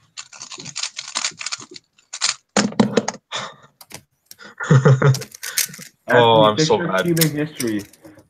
Okay, I'm not gonna blame myself because this guy started cubing in 2003 and I started cubing in 2012. In 2003, I couldn't even talk properly, so.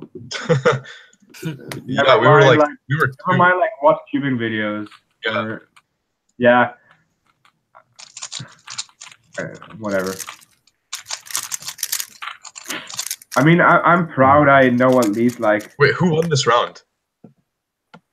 Kevin. I did. But wait, he's where? like way in the back. Oh wait, I don't even see it.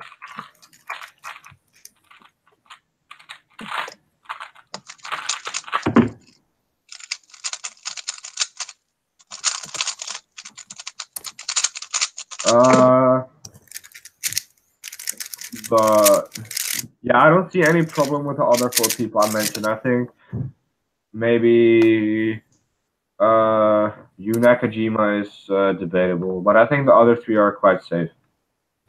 What the hell? Somebody got a PB single in this thing. Oh wow. Congrats, Knut. I didn't even win with a 5.69. Wait, you got what the? Oh my god, I can't even see your times. Yeah, I can't see Kevin's times either.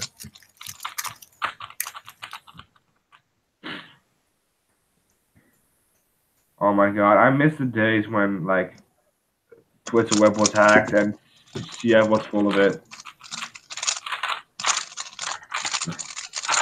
So wait, do you guys remember like there were so many posts on CF about there being some music playing on Twitter web or something, like it being hacked? No. Well, anyways, I don't remember. it was this Dutch guy who was doing it, and I met him once, and he's such a weird guy.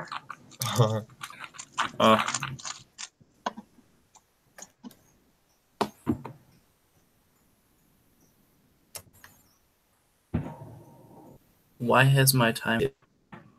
Oh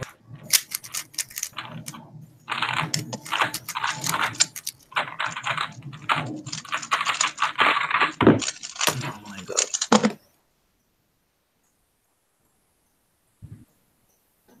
I'm doing so bad. WR count or duration? Wait. What is that? I think we read that comment or that. Yeah, that comment a little bit too late. Oh, okay, yeah. I think it related to something that one of us said, but I forgot. About the top of all time. Yeah. I think it's a reply to me saying, or mate. I don't even know. Never mind. I'm sorry, guys. I'm tired. Oh yeah, it's late over there. Well, it's Kind 10. Of. It's 10 p.m., which isn't like that late, but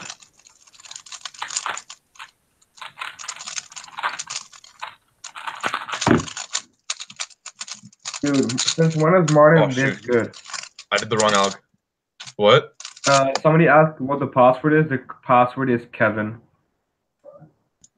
Martin is getting good like 6 times. Yeah. So to the people still watching the stream, if you have any questions left, yeah, go ahead and ask them.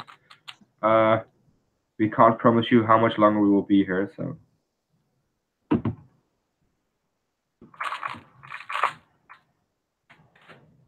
Oh shit.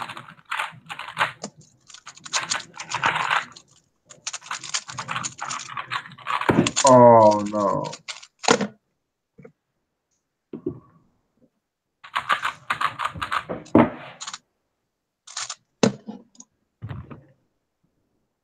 I had a guess. Have you guys done well over 1 million solves?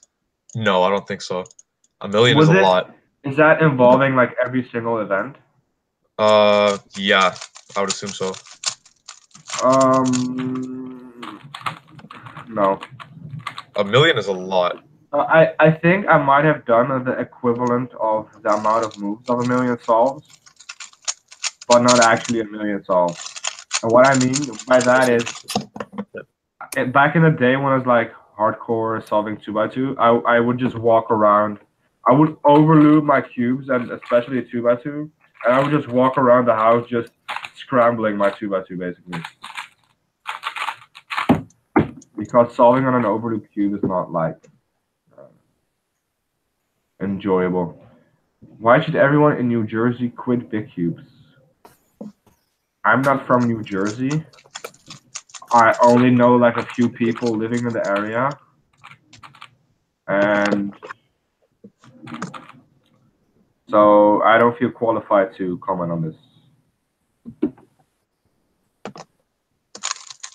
You think that one look LSC is reasonable? One look LSC? Kian. I don't think LSC is really looks because it's not algorithmic. So basically, you just like predict the EOLR and then solve it intuitively while looking ahead to the 4C. I think eventually people should be able to do it in one look. Technically, but I don't think it would even make a difference. Yeah, it wouldn't make a difference. You'd be turning as fast as you can in general. Did you guys know that after doing EO cross, the later part of the solve can be easily done regriplessly? That would be PLL or OLR and PLL, which is the same as 3x3 OLR and PLL, I think. So I did not see how that works, unfortunately. Maybe it just means rotation with F2L, which is the whole point of EO. Oh, I would disagree.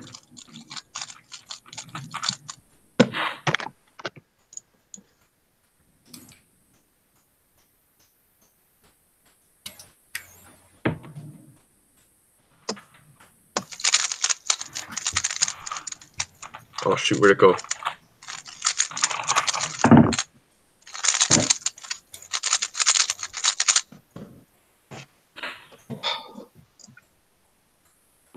Wait, when is the next one about 3x3? 29th? Right. Oh, 2 weeks, yeah. Yeah. Is there a certain kind of way to get sponsored by SpeedCubeShop, or is it the amount of subscribers or how fast you are? So I think a misunderstanding. Okay, I feel qualified to answer this, so I'm just gonna go with it. The thing is, a sponsorship with any type of store, even if it's not cubing, is that it's a dual beneficial thing. It's not like you get free stuff and the other is just like not gonna get anything from it. So you have to show in what way you can advertise for the store, and a misunderstanding is that if you're fast, you can automatically be sponsored, but being fast doesn't necessarily mean you can advertise and promote the products of that store well. So if one of the factors is amount of podium plays at competitions, but if you keep getting like a lot of podium places at comps where only like 20 people attend. That's not really that impressive. So yeah, it's stuff like that.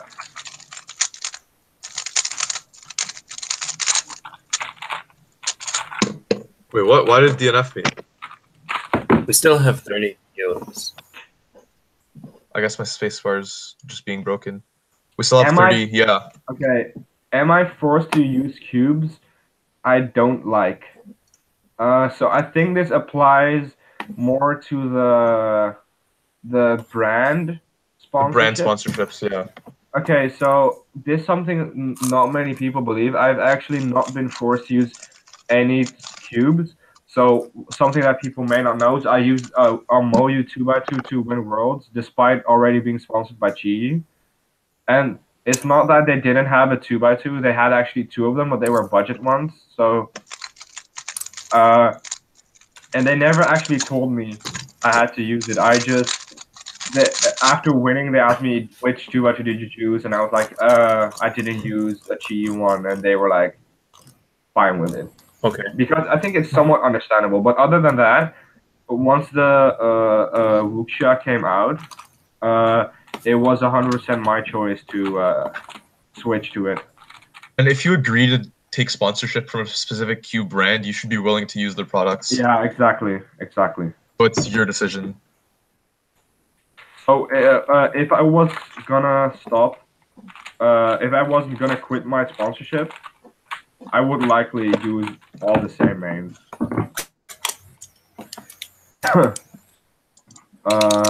I can't believe you really answered my stupid question. Oh, Helmer won. Wait, did he? Yeah.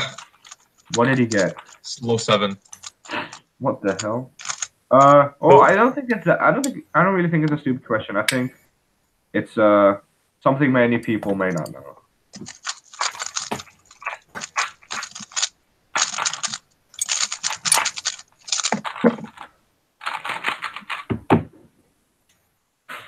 Why is Megaminx the best event?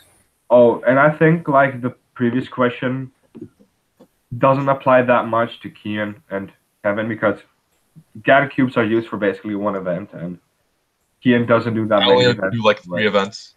Yeah. And as I mentioned earlier, 3x3, I can basically use any cube. OH, the best OH cube is a Volcam, so like, yeah.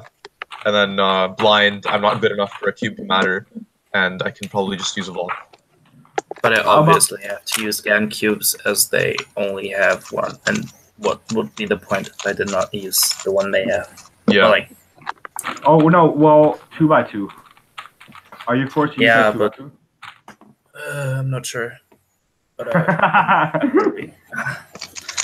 I'm actually starting to like it. But I actually tried it.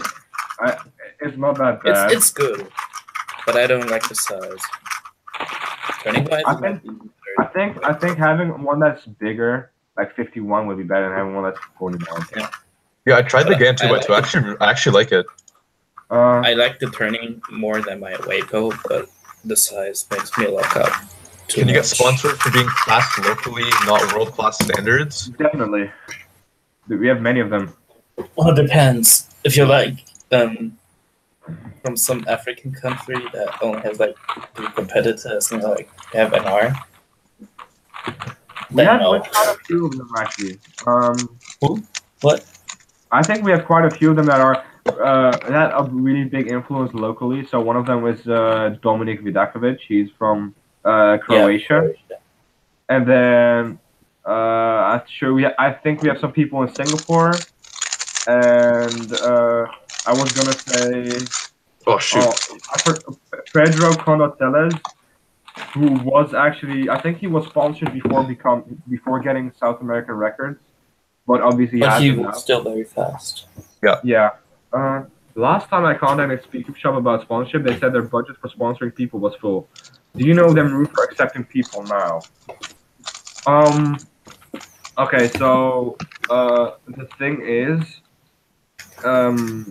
if they say their budget is full, it will be full, of course, but they can make an exception only if it's like a big one, like somebody who hasn't been discovered yet and might actually be really good, for example. They won't choose the average person if their budget is full. But I don't do the financial things for SpeedCubeShop, so I don't know. When you get good ponies but no one cares, what? Okay, I don't get that. I don't think that's the question. Someone asked if I'm going to NCR. Yeah, I'm going to NCR. It's like probably the closest comp like ever to me. Is it? So far. It's like an hour. What? That's the closest ever? Yeah. I went to it in 2015 and 2016. 1 hour. I've had like a few that were like 20 minutes. I have like frequent 2 days, which is like 35 minutes, 40 minutes. I'll have 4 rounds of 3x3 and 3 rounds of OH, so I would not want to miss that. Wait, that's in one comp? Yeah. Well, I just think... How many rounds of 3x3 does Elsa's have? 3 or 4? 4. Like Elsa, honestly, I think Elsa might just be one of my favorite comps, but I think it won't be solely because I won't have my local Cuban friends and because I will probably have to judge. But other than that, the events are great. The amount of rounds are great. The competitiveness is great. I'm just sad they don't have square one. They don't square one? Yeah. Yeah, they don't. And only 1 round of Mega Minx. Kevin says most of his comps are 5-minute walk away. That would be very nice. Do you have your competitions like? Imagine having like a competition in your backyard or something. Do you think that meme like US Nats is in Chris Troy's backyard or something? Oh, okay, Anthony with the 6.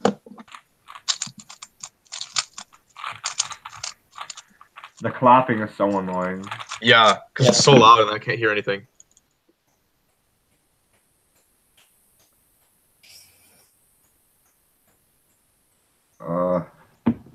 Yeah, but I think Elsa's will be really close. So. Wait, will Henry be there? No. Oh. His next comp is Zeros.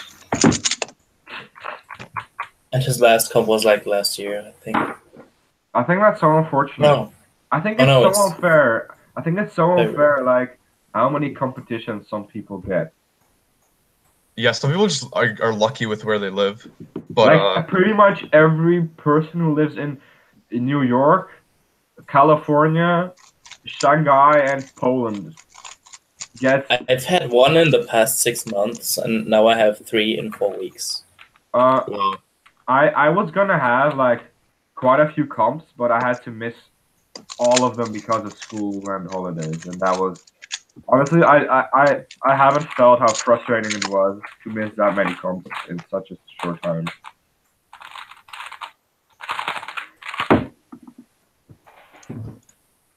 I mean, was I will have a few comps too. Was the Red Bull Championship far away from you? Because I don't really know where you live. Yeah, it's like 4 to 5 hours. Kevin, can you do walkthrough solves on Friday 4 style videos? What? What? I think people just want walkthrough solves. Kevin, upload. Okay, so this is a multiple step. Actually, I could do some. This is a multiple step process. So first, Kevin has to put down his Mega Minx, put a GoPro on his head, and do 3x3, and then get us. No, actually, if I would film walkthrough solves, I would just do Mega Minx walkthrough solves. Because there are so many good 3x3 walkthrough solves out there, but I don't think there are enough Mega Minx solves. Or you can be like Breast and like reconstruct everything. Mega Minx solves. I mean, 3x3 solves are like really not special. I guess that's true. Not special, but they are fast. Yeah, but like, I mean. Like, walkthrough solves from Max Park wouldn't be, like, really fun to watch either, because, I mean, the solves are really, really fast, but his solutions are, like... Who do you guys think has, like, the coolest solutions? Has the what? The coolest solutions? Yeah, I think it would either be like Michał Pleszkowicz or like Matt Valk, because like the amount of stuff they do and solve is like so cool. Felix does pretty cool stuff too. Yeah. But Matt is like VLS or GVLL like every other solve or something.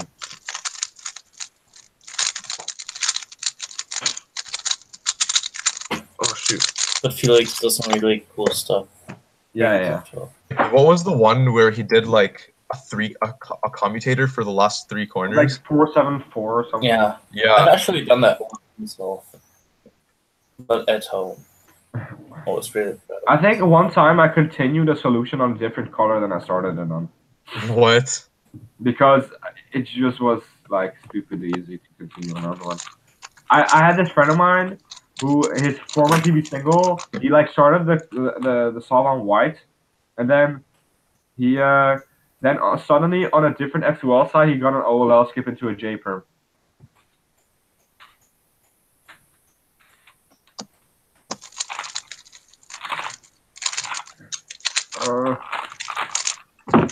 Elzos should totally have 2 rounds of Megaminx because it's like pretty big cube focus. No. And Megaminx is awesome, and No. Megaminx is the best of them. Guy, did anyone realize that the Southeastern Championships had 3 rounds of feet?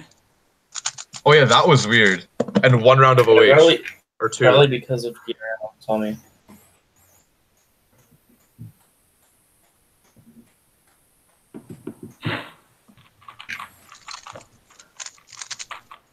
Guys, do you get many friend requests from tubers you don't know? Yes. I probably don't get as much as you guys do.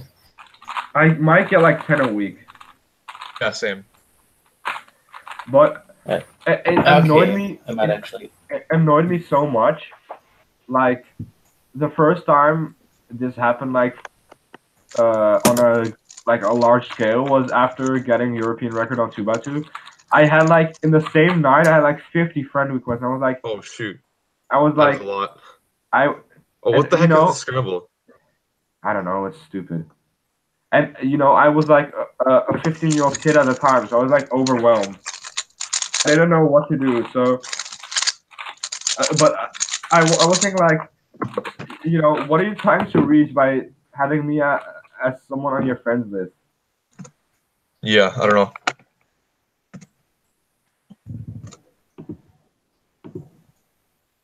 Is it better to have an overall knowledge of how the cube works or become fast without knowledge? Ooh, Why that's a would deep it question. be worse to become fast without knowledge? I had to read the question 3 times to understand what he wanted to say. Depends. What is your goal on cubing? I think there are many people who have a very good understanding of the cube, but aren't like really good. I mean, Bennett got fast without any knowledge. I don't think Bennett has any knowledge at all, to be honest. Apart from like, I remember when we apart from like tried getting to teach him girls. CZ. That was like the best thing ever. He didn't even know what edge orientation was. That was amazing. Oh my god, I'm so sad other Just- people couldn't have lived like Bennett. Like I remember one time I was Skyping with him, and he had his girlfriend over, and then at some point they just disappeared. Oh, okay. But it was like back in 2015, so it was like 14 or something. No, I think it was like 13. Do you like ever talk to him or? Not anymore. Okay. I remember asking Jan Bentlag like, what happened to him? He was like, puberty. Just quick cubing. Yeah, but well, Wow. I think he went to a comp like in 2017. Yeah, because it's like 20 minutes away from his house or something. And also, he just randomly Skype called me like a few weeks ago, Okay. but I didn't pick up. That's weird. Yeah, like out of the blue, he just like Skype called me. Oops. Like-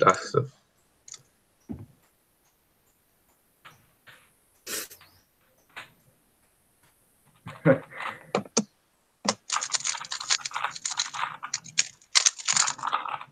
my god. Yeah, but teaching him ZZ was amazing. I'm so bad right now. We tried to teach him for like 1 hour, and he just gave up. You're talking about Bennett, right? Yeah, and he was already sub 10 using C5.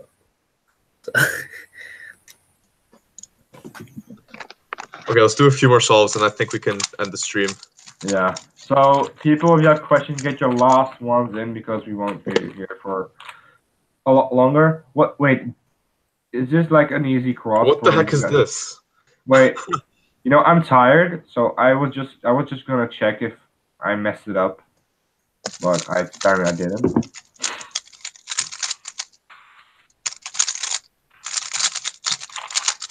Wow, that CML looked really nice. Oh my god. Mine? Yeah. Oh, it's Of course yours. Oh, I didn't realize you were watching You're this. the only one using Groove. It's like. Wait, Chris showing got a PLL skip. Lol. Oh, that's like similar to one of those layer. Yeah, there's a lot of. I use a couple RYUD stuff.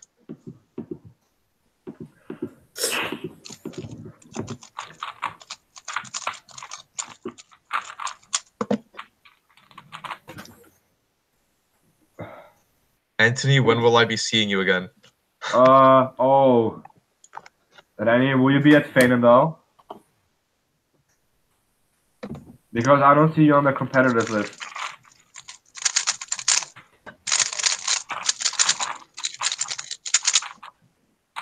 Okay.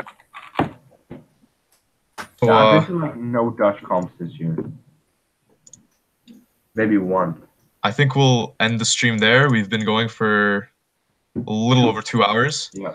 So thank you, Anthony and Kevin, for being on the stream. Thank you for everyone who tuned in to hang out. And actually, there's one last question because I really like that one. That's really interesting. Yeah, sure. If you could go back to being sub 12 but develop a smoother and more good-looking turning style, would you do it? Yes. That's actually really interesting. Wait, is that assuming the rest of my averages stay the same? Or like a plus? Well, for example, 4x4 would be 4 seconds slower, or like 4.5. Or no, I wouldn't switch to that because then I have to get fast again. I would because Also, honestly, while being slow, I enjoyed cubing like 100 times more. Also, I think although my turning style looks like shit, it's pretty effective. Because I personally don't think I regrip a lot. It doesn't have to look good. It just has to get the job done. Yeah. But it really looks like shit. So I think we'll end the stream now. Oh my god. Unless Kevin, I heard your I think your mic like or your internet like messed up your audio at the moment you use profanity, which works out to keep the stream clean. But I think that's it. Yeah, so thanks everyone for watching. And tune in 2 weeks for the next 3x3 stream.